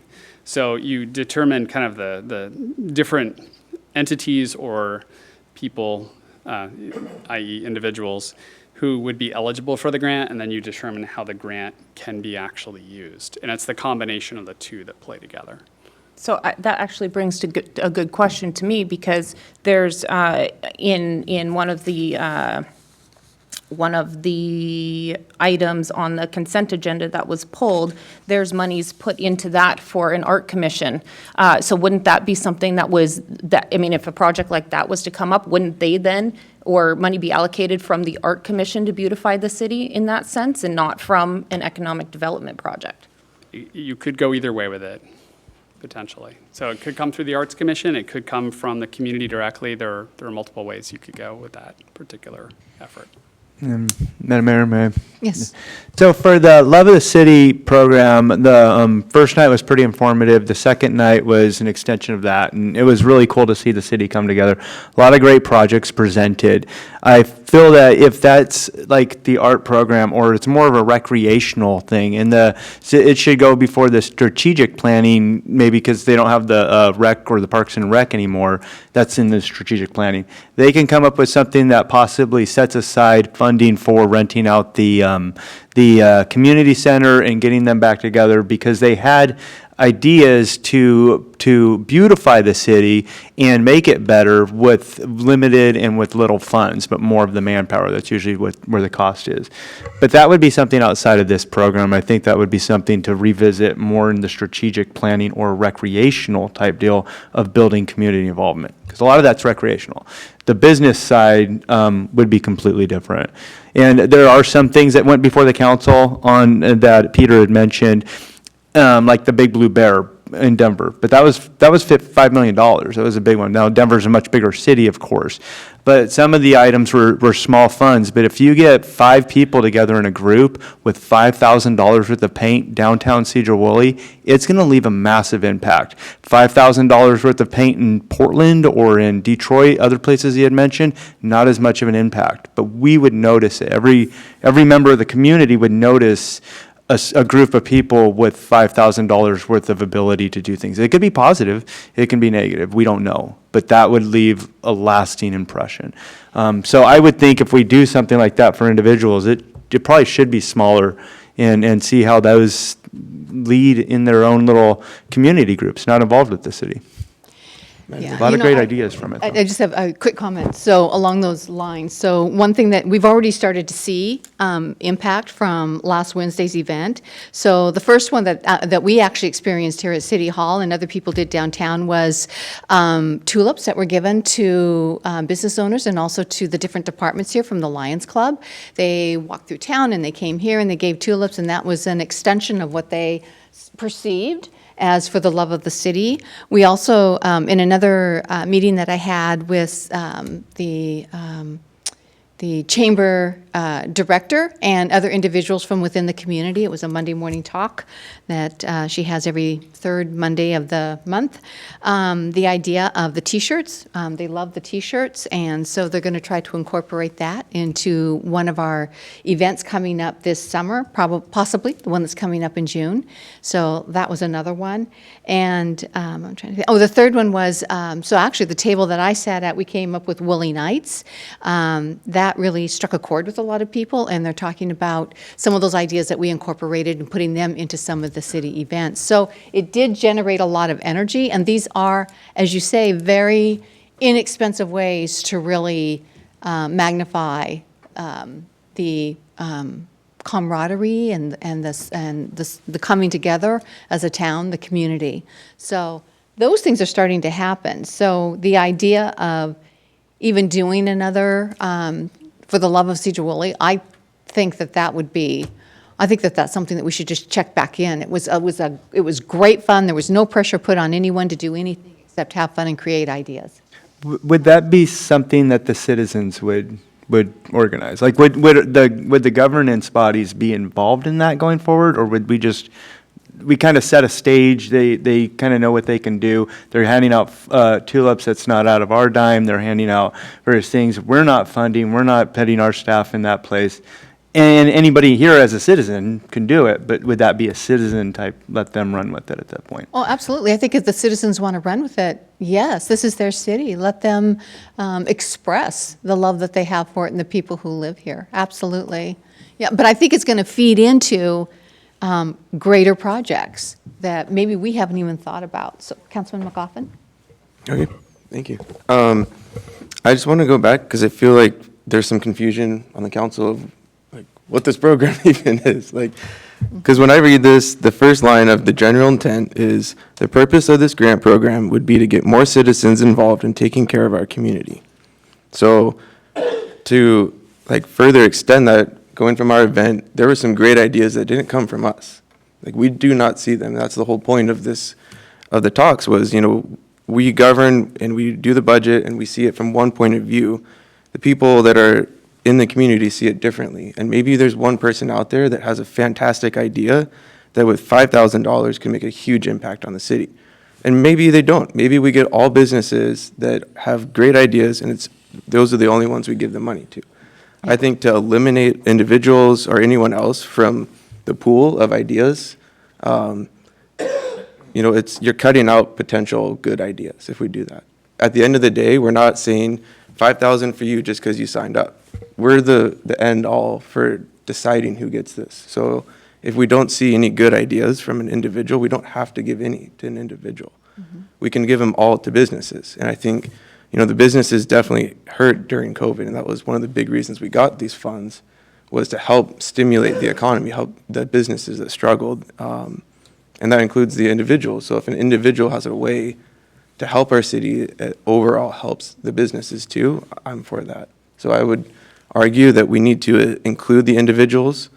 Doesn't mean that we're going to accept their ideas, but if someone does have a good idea, we need to leave that on the table. Councilwoman Kesty. If this is the direction that it's taking, I think we should regroup because I don't want to spend $140,000 on an art project. It seems like the Art Commission or the Strategic Planning Committee would be a great one for the individual projects as a recreational. And if we do a business grant, that would be a business, and it would be more of consistent, concise beautification and not so much an interpretation of art. Okay. Councilman Owen. Yeah, I was just thinking, I've heard all this talk before, but you can only do so much to Sedro-Woolley. I've lived here for many years. In the last 65 years, Sedro-Woolley looks the same. The buildings are all the same, and you can't change. If you're going to dwell on this historical thing. You can't change things too much. But one thing is the old Gateway Hotel, there it's set, you know, just a hulk. And something should be done with that. It would be nice to have a little hotel right in town. And you're going to have to change the scene when you walk up and you look down the street. It's a bunch of old light posts. There's no shrubbery, there's nothing. And it looks bare. And you got to have something to draw people to Cedar Woolley, and it has to be more than a mural or a tree or two, but you got to have people that can organize some activities, something that people want to see. You know, I mean, they see a bunch of brick buildings, they get in their car and go on the concrete maybe. But I'd like to see Cedar Woolley look beautiful myself. And it don't take a lot of money to put in shrubbery and stuff like that. And it's just too bad that we can't draw a lot of tourists in here in the summer, you know. And they just, I don't know what it is, but you got to have something that people want to see. And Cedar Woolley, I don't want to see it change too much, and the old buildings and stuff, you know, there's a lot of history there. And the murals would be great too, like Glenn said, and with a date of up above it. And no, I hope it matures, but you know what I told Charlie about the wind, and I'm gonna hope I live long enough to see how this all ends up. And I wish you all the luck in the world. It's gonna take a lot of effort and a lot of individuals that's really into it, you know. And I hope it works. And that's it. I hope I'm not hearing the same thing again, and it passes on 8 more years to hear the same thing again. So, good luck. Thank you. All right. Okay, so the issue that we have, did you want to? Okay. You're looking at me. Maybe I missed you. Did I miss you? I apologize. It's all right. What Councilman Owen just expressed was exactly what I was thinking of with this. It was getting people to love the city more, because people who love their city participate in it. They go shopping at the local stores, they walk down the street, they check out the new mural, they check out the things that are happening in town, and that helps businesses get more sales. When people don't leave town to get that one item and then they walk around downtown, they end up buying something else that they might not have planned on. They're more inclined to invite friends from other cities to come here and visit. And they have enough pride in the place because they participated. They helped. They can say, well, I helped paint that mural. I helped fix that sidewalk. And that makes them have that ownership of the community so that they feel the need to do something else to help out as well, whether it be just shopping here or taking on another project. And that can snowball and really help make it a better place for everyone to live. So maybe I'm being wishful here, but that's what I was thinking of. Okay. Thank you. Okay, so what we have before us as an issue is that should the city of Cedar Woolley use $140,000 of the ARPA funds to establish a community development grant program? And with this, I would say that we could leave it open in that if we establish the program, that there are things that still need to be defined and discussed. So what says the council? What are your thoughts? I personally think that this needs to go back to the committee, and they need to come up with parameters as to how this is actually going to be handled. Okay. So you don't want to move forward right now with it, just establishing it as is and then working forward with, okay. I second that. Okay. So we have a motion was that a motion, Councilwoman Diamond? Yes, I'll make that motion to send it back to the committee. Okay. So we have a motion by Councilwoman Diamond, second by Councilwoman Kesty, to take the Community Development Grant Program back to the council committees and better define the program. Any more discussion? I'd like to ask a question because I think this is a good process, going back and forth with the committee. And I would like to give some guidance to the committee would you guys be more, like, interested in splitting it so that there is a focus on exclusive business and then one for, like, the Arts Council that has these more community-based projects? Or do you want more parameters on, like, eliminating individuals? Can you give some kind of guidance for what you'd hope to see? Or maybe that's for discussion. That's the Yeah, point of that- taking it back to the committees, is having those discussions, bringing those questions. Good question. Sorry, Madam Mayor. It seems like it's pretty divided at this point, so that would be a good one. It'd be good for a workshop. I know that we canceled this workshop coming up next week, but one of those to kind of give a little bit more time on that definition so that there's more clarity on it. And we've spent quite a bit of time on the workshop, so spending that much, I mean, it's a big endeavor to take place. And taking slow, there's nothing wrong with that. That's The right. city will be here for a while. Yep, there isn't a hurry. It doesn't have to be decided next month or 2 months from now. Okay, great. So any more discussion? All those in favor of taking it back to the council committees signify by saying aye. Aye. Aye. And opposed, same sign. Okay, so there we go. All right, thank you, Charlie. Moving on to, and we're going to take it from the top. So let me see here, I can do this. We're going to take the items from the consent agenda, items 5, which is the federal ARPA funding allocation update. 6, updating the AFSCME bargaining unit compensation schedule. 7, confirmation of mayoral appointment to the Cedar Arts Commission. And 10, the interlocal agreement joining the Houston Galveston Area Council, the HGAC, Cooperative Purchasing Program. So we'll begin with number 5, the federal ARPA funding allocation update. And Councilwoman Kesty, if you want to lead us in your concerns or comments, or? Thank you. As far as the ARPA funding update is concerned, I had a couple of concerns. My main concern is with the $25,000 allocation for the Art Commission.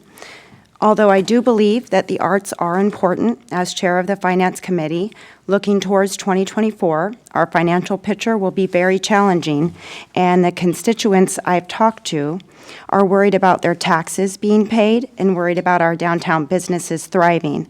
With that being said, I am against allocating $25,000 to the Art Committee at this time. Okay. Any comments?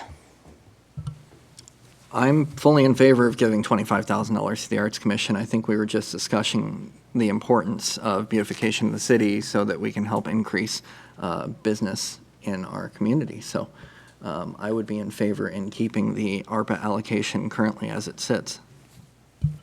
Madam Mayor, if I may, would it make sense, there was public comment tonight, I haven't heard of this Merrick individual, but to have some professional stop by and inform the council about budget and how these things work. I know we've had some discussion, we have a lot of discussion in the workshops and whatnot about these things, but for these allocations and see kind of how that works and get some more explanation on that.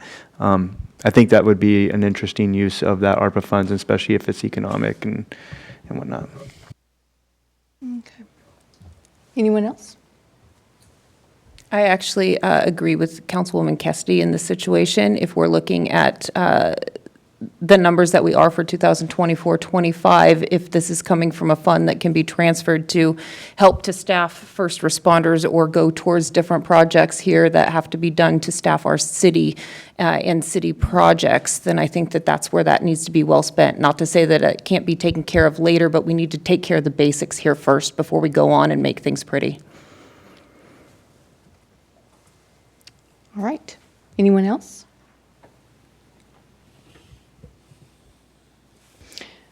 Yes, go ahead. That's a really good point. Because we did just have this discussion of we're short staff, and as much as I do want to support all these programs we saw, honestly, it's hard to put that money in when we know we're hurting at a bottom line. You know, I mean, typically when things are good, that's the time that you can spend extra money on some of these nice to haves. I think right now, from looking at the budget, there's some pieces that are more of a necessity that we're starting to tighten the belt on. And it's really hard because I was supportive of the 25, but I'm just hearing your guys' points and hearing, talking about the fire. It's hard to spend 25 right now on that. I would like to consider what we would spend that on, because this is a one-time thing. It's not a reoccurring thing that's going to be able to pay for a new fire person or anything for multiple years. This is, one-time funds that we have to put into something for the next couple of years. So when I think of our bottom line, I think of, here's our tax base and this is what we have to bring in to pay for our people.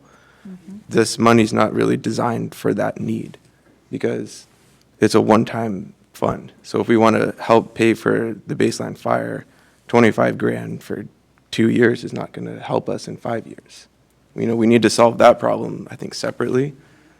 So I would be more curious to see, where would be the best place that we would want to see this 25 spent if we don't spend it on the arts. So do you want further discussion on it? Yes. That's what you're suggesting, further discussion? Yes. Yeah, and so one thing to bear in mind is that, and none of the departments are wanting to do this, they're not going to hire somebody only to have to turn around in 6 months and lay them off because there isn't sustainable funding for that.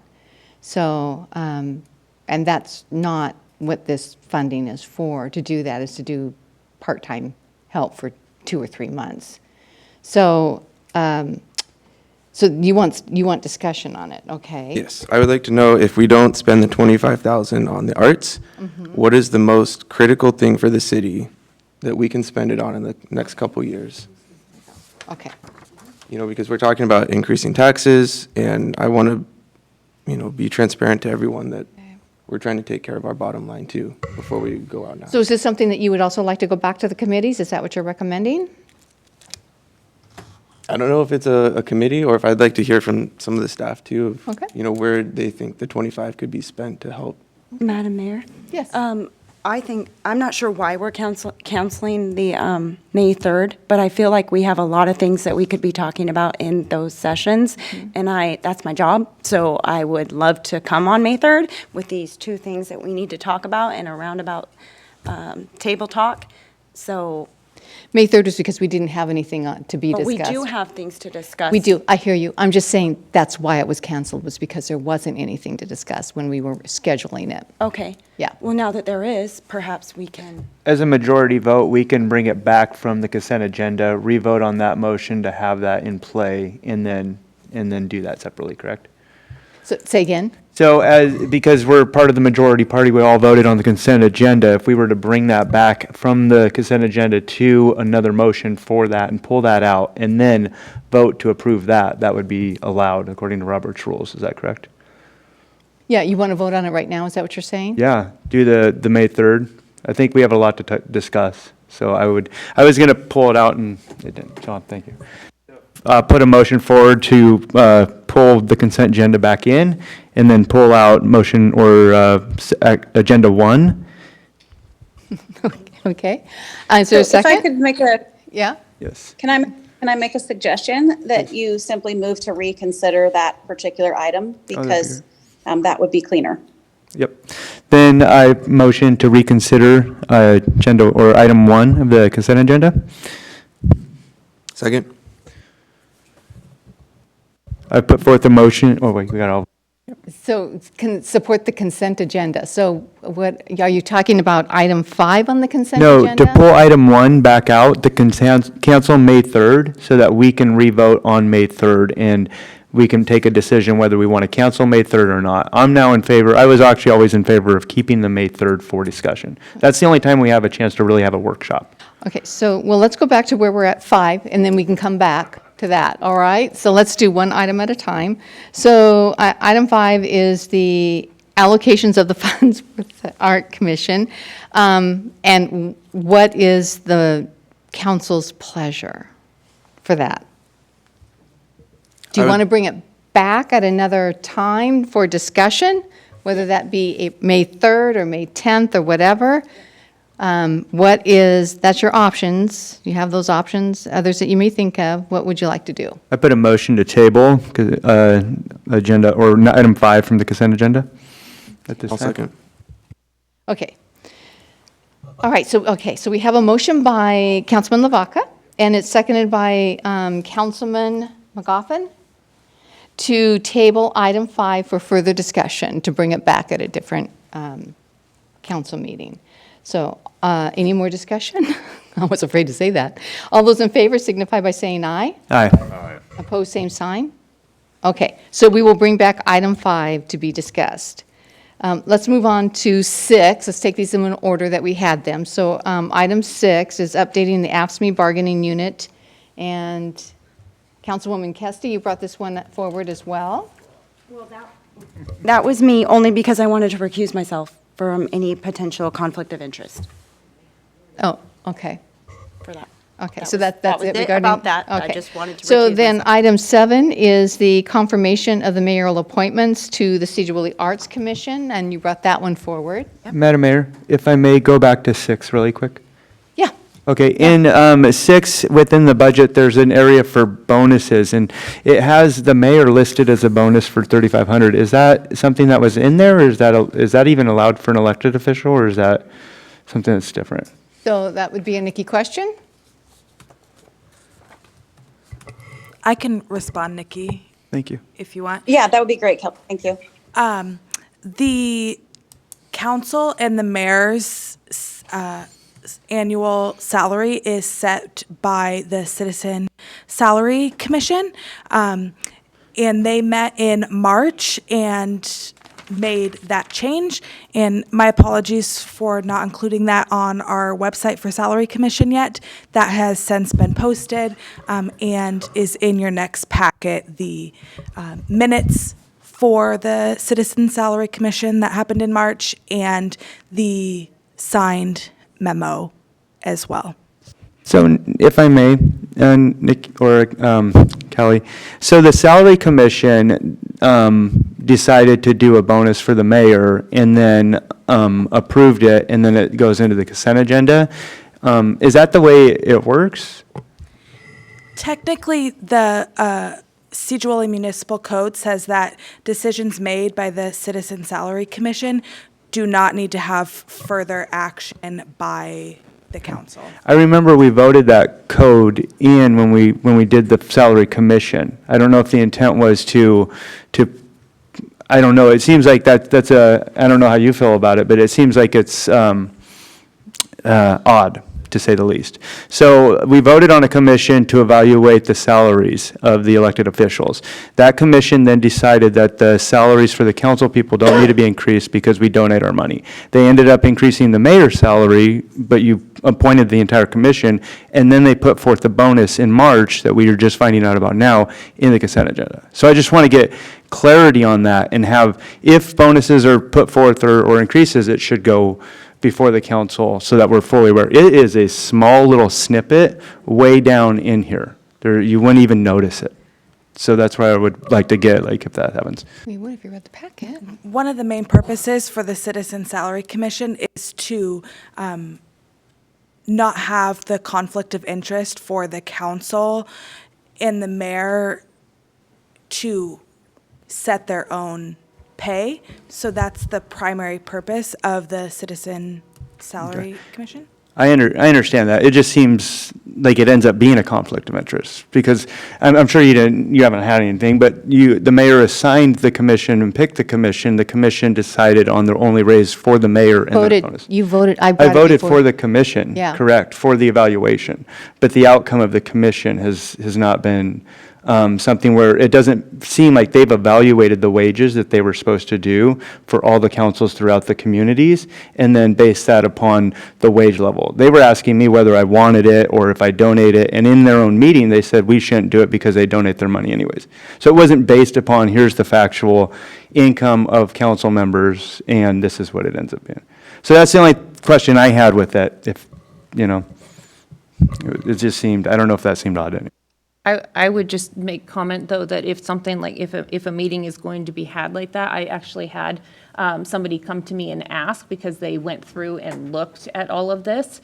And I looked on Monday and it didn't exist on our website. So the Salary Commission meeting notes, nothing of that existed on the website, but it was in the packet.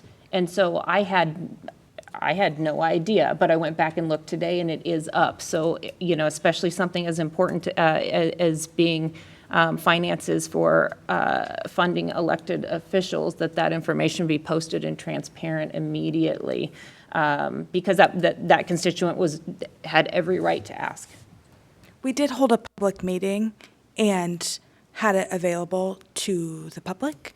And again, my apologies for not posting it immediately after. We did have to get signatures from those in attendance, write up the minutes, and Councilwoman Kesty asked that question, and that's when we realized we hadn't posted it and immediately posted that information.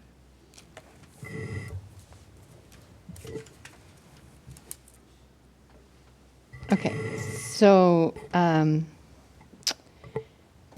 is there any more questions or concerns regarding that? No, I would just say if we do increase any of the salary with the elected officials, maybe we just make that clear on the website, and so it's posted, and it's not like caught. Like, I kind of got caught by surprise. I was like, wow, how does that work out? And that's the only reason. And so it'd be nice to have that like right there. And I know there's a lot of public meetings. There's a lot of public meetings, and you don't really know what they're all about.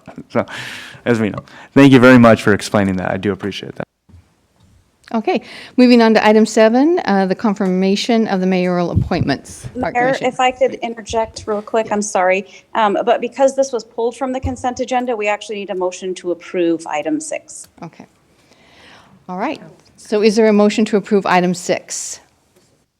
I don't know. I feel. Madam Mayor, I do feel awkward.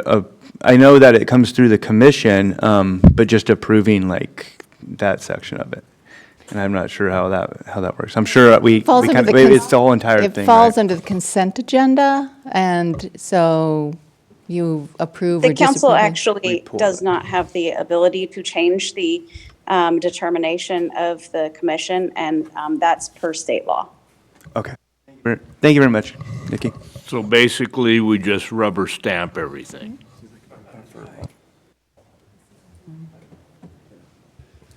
So is there a motion for the consent agenda?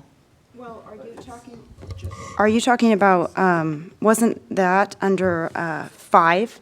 Or item The $3,500 for her was under 5. That's under. It's under 6. 6 is the That's collective the bargaining. It's all. It's all in the same. in Okay. 6, yes. Okay, just making sure. And you can't separate those two? Madam Mayor, can I clarify? Yes. So the line item for the Citizen Salary Commission is actually under the federal ARPA line item. And the only thing that would be up for debate is whether that money is from ARPA, our one-time federal money, just like all the other inflationary bonuses, or from our general fund. And then item number 6 is our AFSCME agreement, which doesn't have any, the mayor is not included in the AFSCME bargaining unit. So item number 6, which I believed we were on, doesn't include the Citizen Salary Commission. Madam Mayor, I'd like to make a motion to approve number 6 for updating the AFSCME bargaining unit compensation schedule. Okay.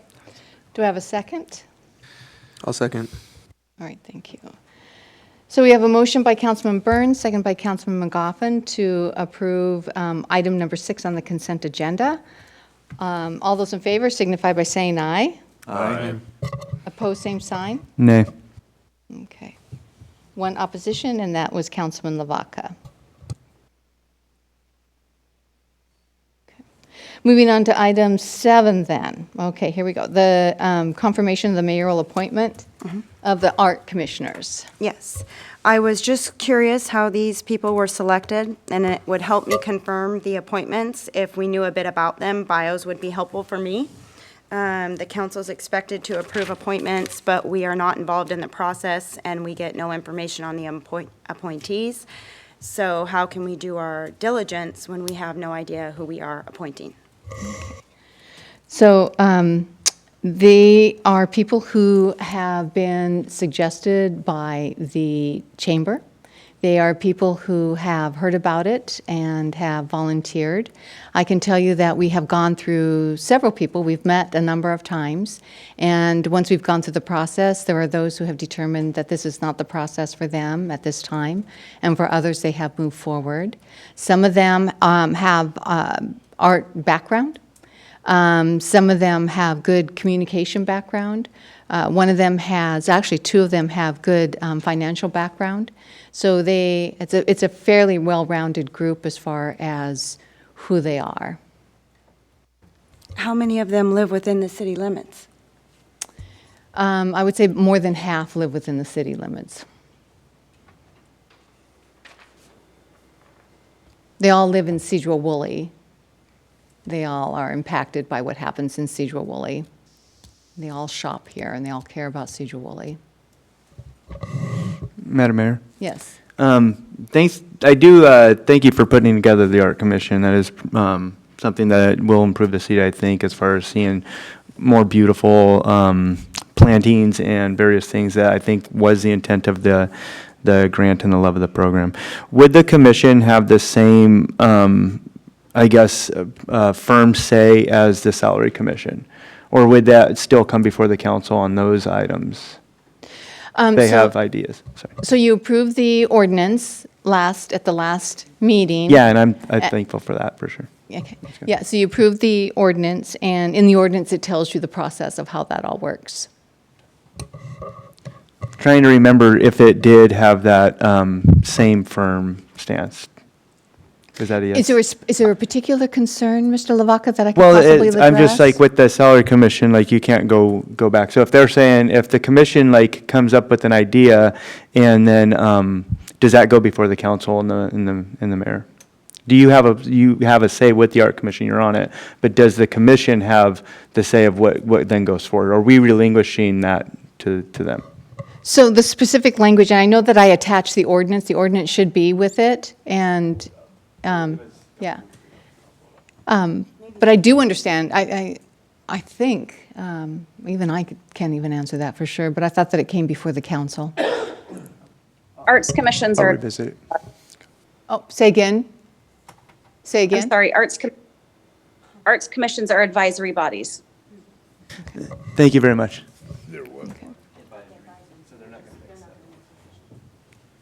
Okay. Any more questions or discussion on that? So is there a motion? Madam Mayor, I'll put forth a motion to approve the arts, nominations, Arts Committee nominations. All right, thank you. I'll second that, Madam Mayor. Thank you. So we have a motion by Councilman Lavaca, second by Councilman Burns to approve the confirmation of the mayoral appointments to the Art Commission. All those in favor signify by saying aye. Aye. Opposed, same sign. Aye. Okay, one opposition, and that is Councilman Kesty. And number 10, the interlocal agreement joining the Houston-Galveston Area Council, the HGAC Cooperative Purchasing Program. And again, Councilman Kesty. I was just curious as to what were you wanting to buy with this particular group? What is it used for? It's just it's a very broad joint purchasing group, and there are joint purchasing groups around the country. And so I included in the packet actually a list of Washington cities and counties and local special districts that are a part of this. It's a long list. Includes Mount Vernon, includes a whole bunch of cities in particular. So nothing necessarily, at this point, but just want to have this available to us. It does give us discounted pricing, which is a good thing. And it doesn't cost us anything. So that's why all these cities are on it. It's just another option for us. We do a lot of purchasing on joint bid. That's why all the cities were listed. There are pages and pages of cities in Washington State that are part of it. Yes, Councilman Allen. Okay, Charlie, do we really need another vendor? I think I mentioned that to you on the phone today, so. Yes, I think it's always helpful to have options for purchasing that can save the city money. So you've got a whole, this is just Washington cities, and they're belonging to a partnership in Texas. There are a lot of Texas cities. There are a lot of other cities. I always recommend these. I think they're a great idea, and I think there are more options. And a lot of them I'd were explore down the fire road. departments within the cities. Yeah, I mean, we have state bid things that we can do as well, but for all of our departments, these are resources. They can go, they can look, they can see what options are available, and they can save sometimes up to 30% or more on things. Councilman Lavaca? Yeah, I agree with, that we do like to have an assortment of vendors we can choose from. I go back to the waste treatment plant, and we were looking at office furniture, and it looked like we were just getting from the preferred people from the state, but some of the prices were rather high. And so does this, would this, because that was a big organization that would give us a price reduction, and it still seemed kind of high. Would this give us a better price break if we were to utilize it for that same purpose? I know we're not going to go back, but if we were to. I can't speak specifically to that. We haven't mined it real deeply yet, but those are the kinds of things we would certainly explore. Okay. I think it's good to have the option of the vendor. It would give more of that ability to weigh those costs out. All right, is there a motion then? Madam Mayor, I'll make the motion to approve the interlocal agreement joining Houston Galveston Area Council Cooperative Purchasing Program. All right. I'll second that. All right, we have a motion by Councilman Burns, seconded by Councilman Diamond. All those in favor signify by saying aye. Aye. Opposed, same sign. Nay. Okay, one opposition, Councilman Allen. And then going up to item number 1, the canceling of May 3rd, 2023 study session. Mr. Lavaca? I'll make a motion to keep that study session in play. I'll second. Any discussion? All those in favor to keep May 3rd study session scheduled signify by saying aye. Aye. Aye. Opposed, same sign. Nay. Okay. We have one opposition by Councilman Owen.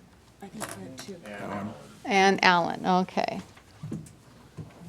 2 oppositions. Motion carries. Okay. Well, we haven't even gotten to the new business yet. So moving on to item number 1, the grant approval of the Community Project Funding Grant. This is B22CPWA 0940, the Olmsted Park Development. Hello, Mr. Freiberger. Thank you, Mayor. This is actually the second time this has been on the agenda. We had it back in December when we first were putting together this grant agreement with the Department of Housing and Urban Development.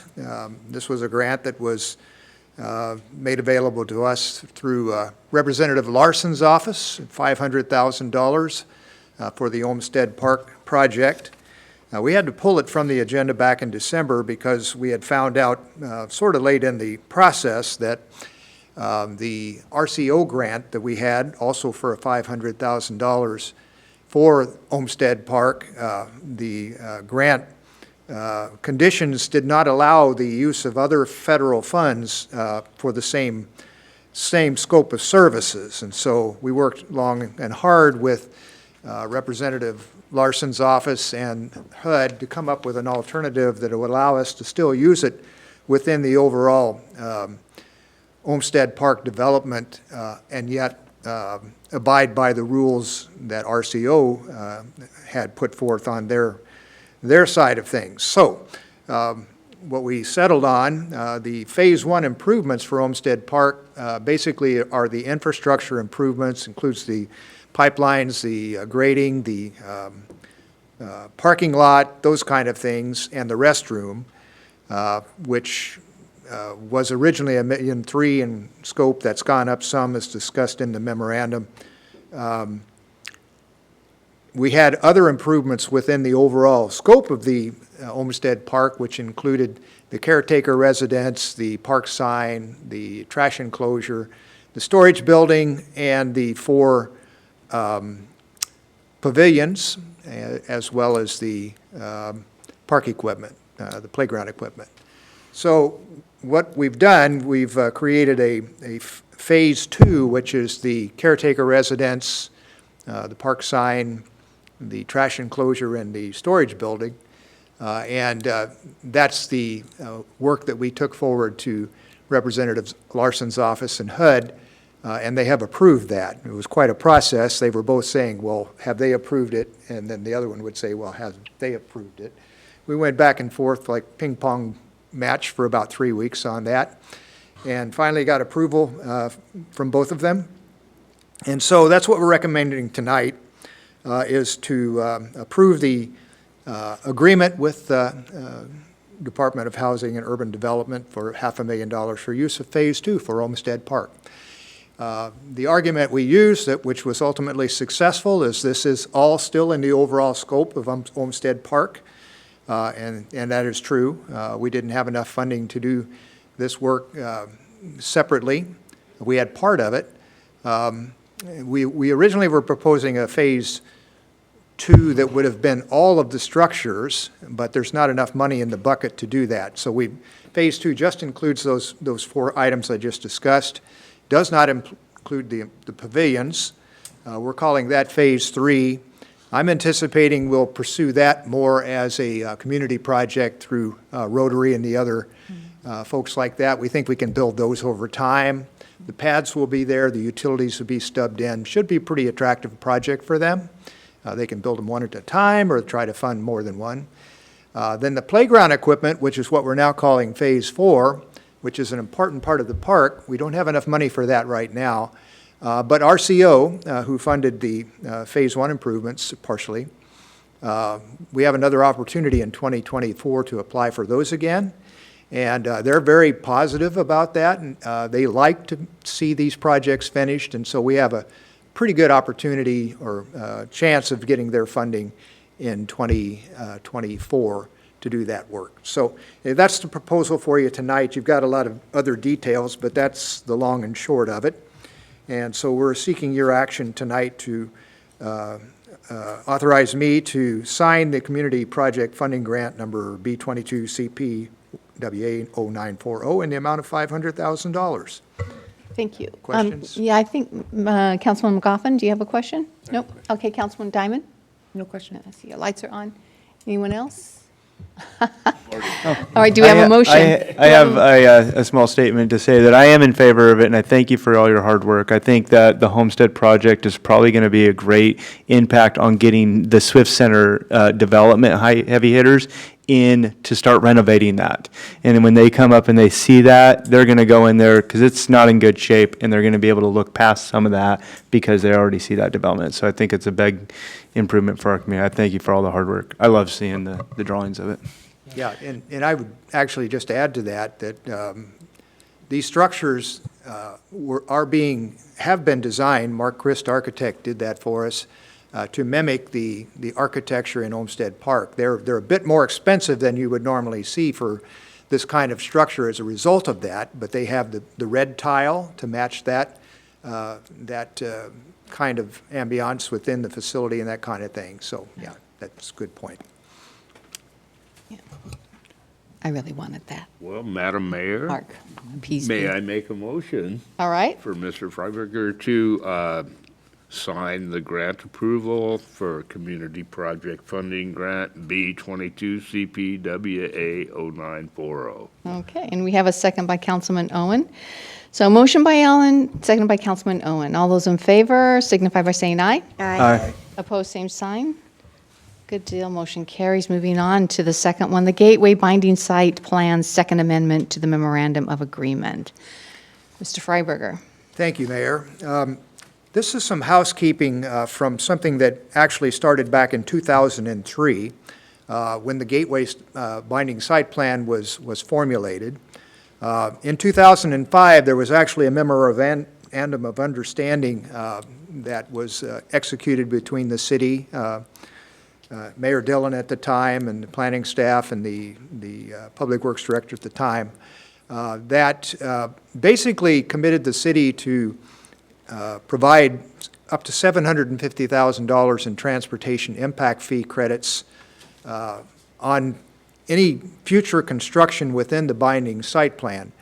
And the reason for that was that the Cedro Woolley LLC at the time, it's now RJ Group, had agreed at the request of the city to add in the signal at Hodgin Street and Highway 20, plus some of the improvements to Hodgin Street itself that were above and beyond the requirement for the development as was documented in the traffic impact fee analysis. In other words, there was no justification for building a signal just because the Gateway Binding Site Plan was going in. The traffic impacts of the Gateway Binding Site Plan did not indicate that a signal was required.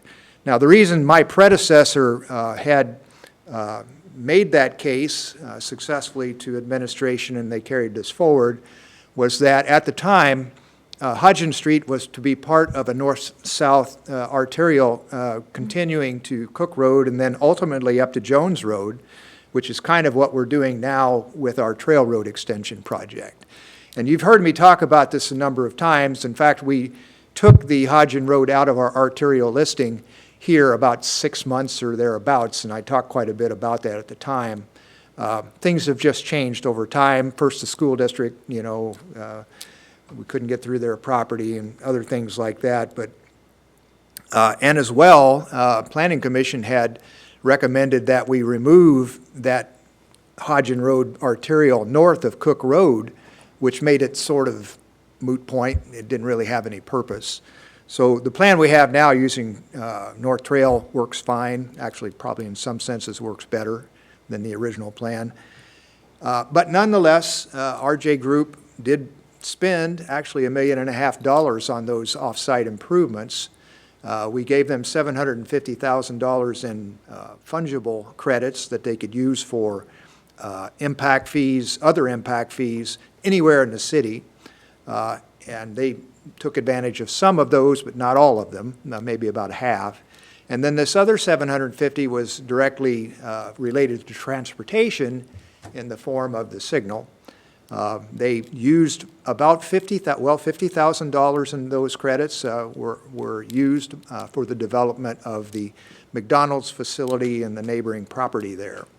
So there's still basically $700,000 that was left after that. And the other thing I explained in there, when RJ came in with the building application for the Hodgin Corner building, the 5-story that's there at Hodgin and Stendal, they actually paid impact fee credits on that, which they shouldn't have paid. Our staff was not aware of this 2005 agreement and calculated those fees. They didn't question it and paid it, but the light bulb went off at some point. Hey, what about the 2005 agreement? So they came back with us to that, and I wasn't aware of it either, so I spent quite a bit of time. I don't like to give money back that we're going to use for other road projects, as you have hired me to watch that kind of thing. But as I reviewed that, it appeared that memorandum of understanding was totally binding still. I actually interviewed Pat Hayden, who was the city attorney at the time, and he verified to me that, yeah, this is what we agreed to do, and this is why we did that. And then Nikki Thompson also reviewed the plan and gave us the same advice, and so we asked Nikki's firm to prepare an amendment number 2, which would just clarify this and how we're going to track this and state where we're at now, which was that the $50,000 had already been credited and that this other amount would be also used against that $700,000 that was remaining. So that's the long and short of this. It's bookkeeping basically. It doesn't really cost the city any money. We had no right to any impact fees on Hodgin Corner, and so after you act on this, we'll actually begin the process of returning that to them.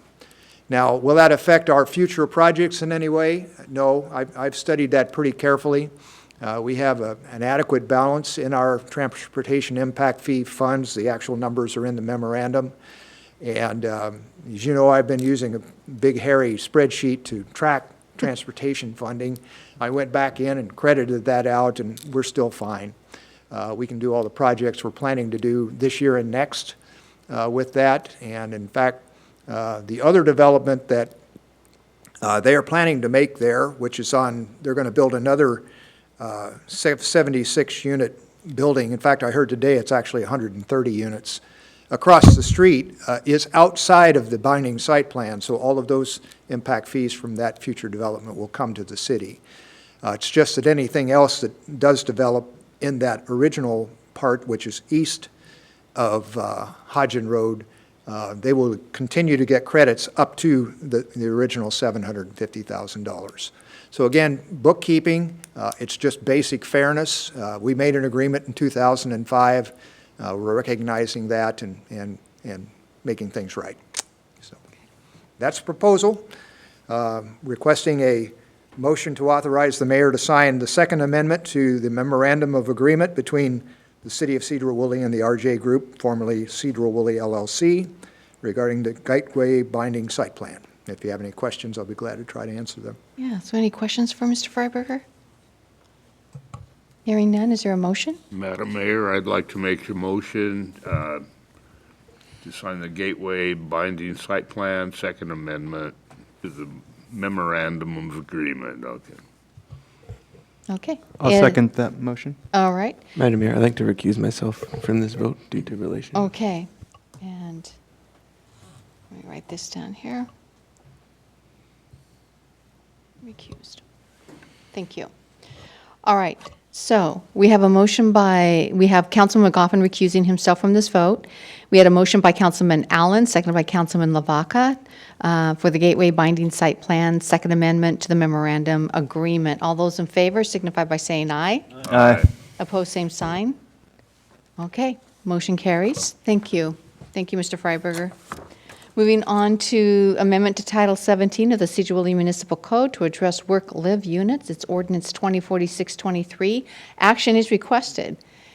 So one of your last few acts here, John.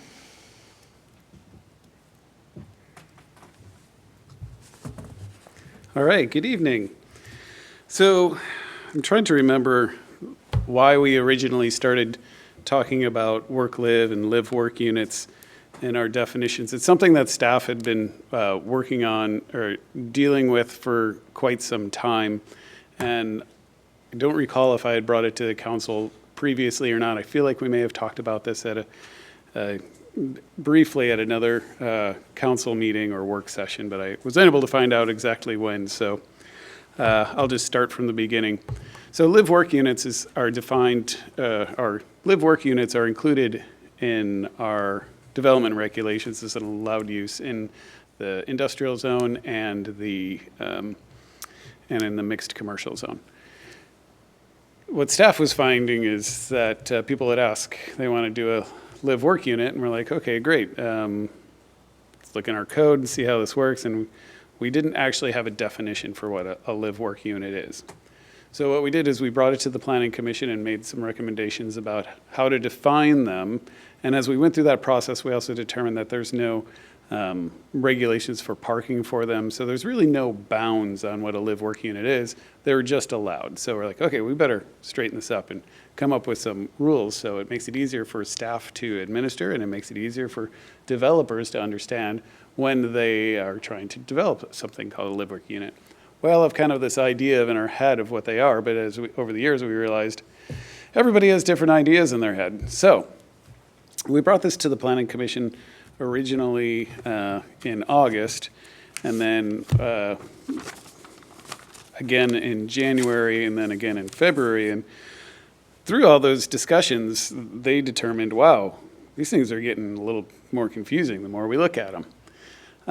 So in the Planning Commission findings of fact, it kind of talks about the history of how we went through this process and the things that they discussed. Ultimately, the idea of a live-work unit or a work-live unit is that it's a place where somebody can live and work, but they're allowed in the industrial and commercial zones, which means they're really intended for some place where people are to work and then live secondarily. And, you know, the council's been really, really excellent over the past several years, and I applaud them for protecting their mixed commercial and industrial lands for use as just that, instead of letting it be, letting commercial we're letting residential push out the commercial part. So when we do allow residential, we make darn sure that the commercial and industrial has to stick around or come first. And that's really important. So thank you for supporting that through the years. With these live-work units, just by the title, they're live-work. And so the Planning Commission kicked around, they're like, hey, why don't we change this to work-live? Because that really implies what it means is really a workplace where people get to live secondarily. And then they looked at it and they're like, hey, how do we limit this? And what happens if somebody's business goes out of business and they own this building? Of course, now they have to get kicked out of their home. Like, what's going to happen with that? And we just started to see a lot of problems with that in particular. Like, what if someone's just living there and they're not doing any business in it? Is that something that the city wants in the mixed commercial zone, for example, or in the industrial zone, having a bunch of people living someplace where it's supposed to be commercial and industrial? So they ultimately made a recommendation and had a public hearing in March to actually eliminate live-work from the mixed commercial zone, leaving it as a possibility in the industrial zone because they found it was important for it to be a buffer between any residential neighborhoods adjacent to the industrial zone. So now what the regulations in front of you is to change the name from live-work to work-live, and then to eliminate them from a use in the mixed commercial zone. And it still specifies in the industrial zone that it's allowed as a buffer between residential zones. So in addition to that, the Planning Commission also made some recommendations on parking. Nothing groundbreaking there, but it actually specifies that, yes, you do need to provide parking for residential and the commercial, and tells people how. We're well aware of council's concern about parking, so we wanted to definitely address that before I came here. And somebody asked us about parking and said, oh gosh, we gotta go back to the drawing board. No, we saw that coming, so we took care of that. So there's fairly simple changes, but the fact that we're removing it as a allowed use in the mixed commercial zone, I wanted to make sure that you were aware of that. And then there's a big, long definition that is about 2 pages long. Basically, there used to be, we still would allow in the mixed commercial zone if you have commercial below and residential above. Our code really allows that and actually kind of encourages that. It just taking away the way a live-work unit is owned by the same person as who owns the business, and clarifies that you can still have commercial below and residential above. It's just when it's all one building, it takes away that ambiguity of one owner. And the difference largely is, gosh, it's really that ownership. And the Planning Commission felt like, wow, they're not really taking that much away from the opportunity for people to develop residential and commercial in the commercial lands. It just can't be called a live-work unit, which clears up for staff a big thing if we have to chase around and say, one of the rules that we're putting in place is that the owner has to be involved with and own the business. So whoever lives there has to be like the business owner. Planning staff, building staff is not really set up to go chasing around people who live in their home and say, are you indeed the person that lives here?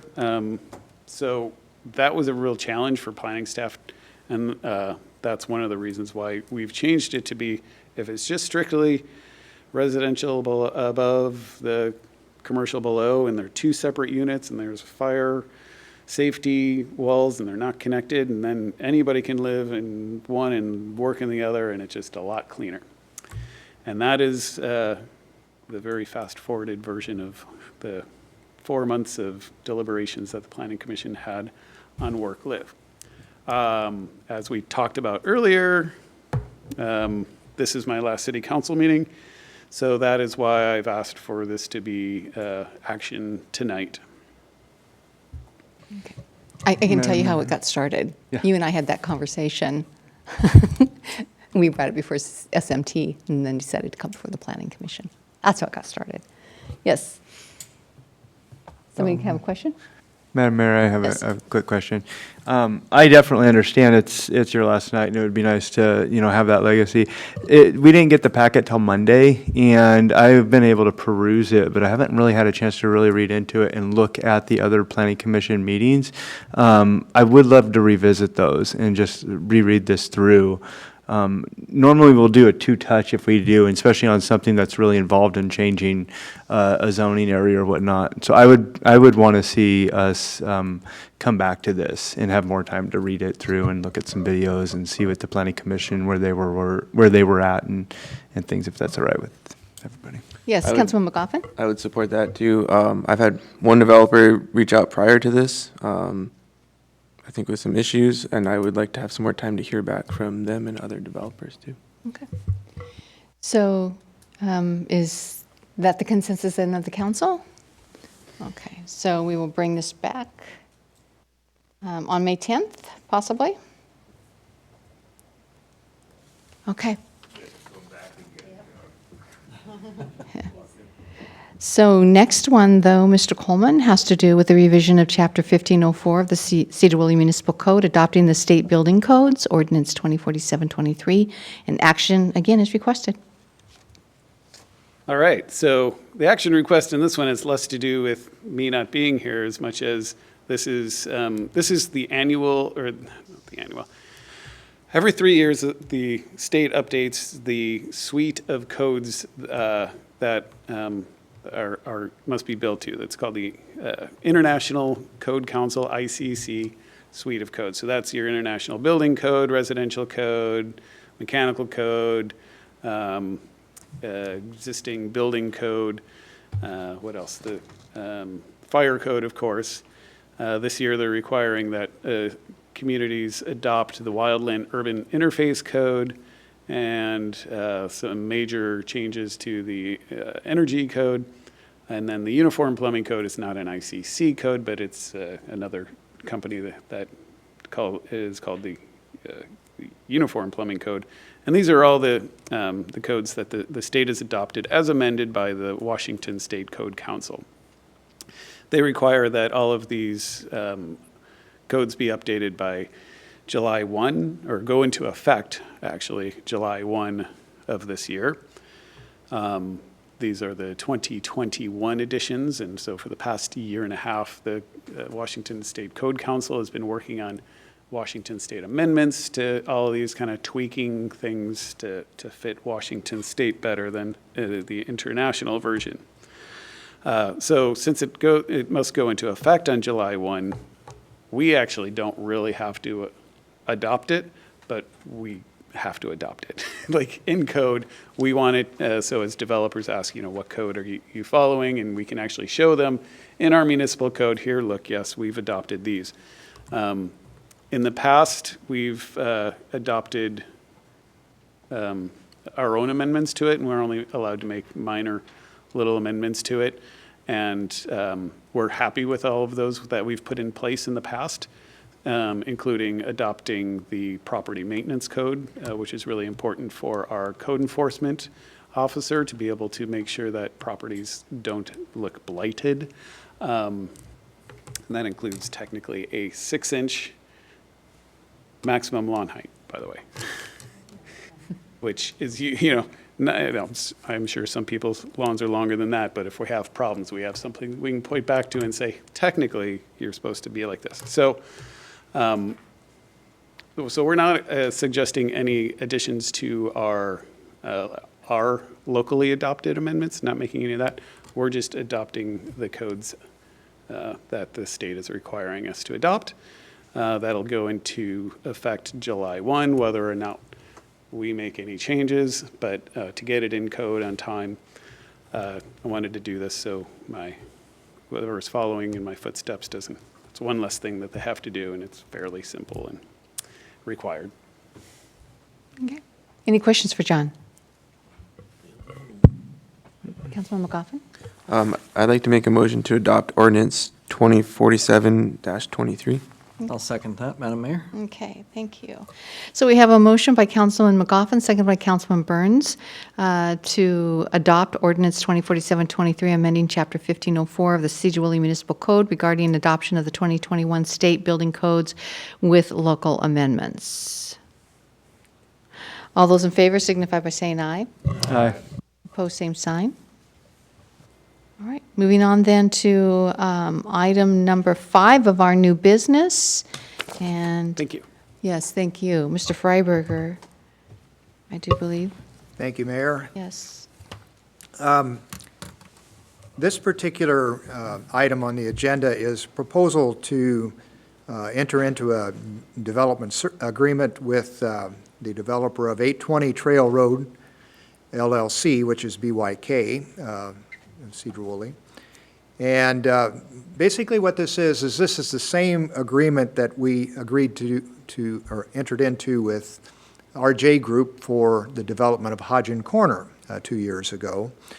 And in the background information, you're given some numbers there, but the sewer connection charges are the issue at hand, and it's an affordability thing and a cash flow thing on the case of RJ and with this one as well.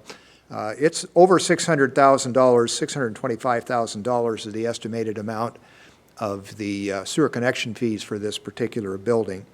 And normally, we collect sewer connection fees at the time the building permit is issued. However, in the case of these major developments like this, that can be easily over a year in happening. We see on normal projects, that's not a big hardship for the owner, although we've ran into this with one of our others recently, to do that. But just in the interest of remaining somewhat business-friendly in the city, we have agreed in the case of RJ and are proposing for BYK as well on these larger projects to allow them to time their payments on this. And so this proposal, which is the same as the one with RJ, says at the time the certificate of occupancy or temporary CO is issued, they'll pay 5% of their charges, which is $31,000. And at the time, the second provision is that at the time that they reach 90% occupancy or 1 year from the original issuance of the certificate of occupancy, they'll pay another 45%, which gets you up to half. And then 1 year after that, they pay the remaining 50%. So it just allows them a little easier cash flow to deal with. That's a lot of money to come up with up front and not be able to gain any revenue on, because you can't do that until you can actually rent the units out. So that's the proposal before you tonight. Again, it's something we have done in the past, and we're just being consistent with our developers and how we're doing this. And this is brought before you. We think it's relatively simple, but if you're comfortable with it, making a motion for it to put this in place tonight, that's fine. If you want to continue it, that's also okay. That's your choice. Okay, thank you. Any questions for Mr. Freiberger? I just have a question. Yes. What stops, if you're doing this for developers, what stops like a single homeowner wanting to build a home and they can't afford, it on their end? What stops that from being as part of this too? We actually have a procedure in place for homeowners that allows them to make payments on their connection charges. We've been doing that for, I don't know, at least 5 years, recognizing that that can be a burden for them as well.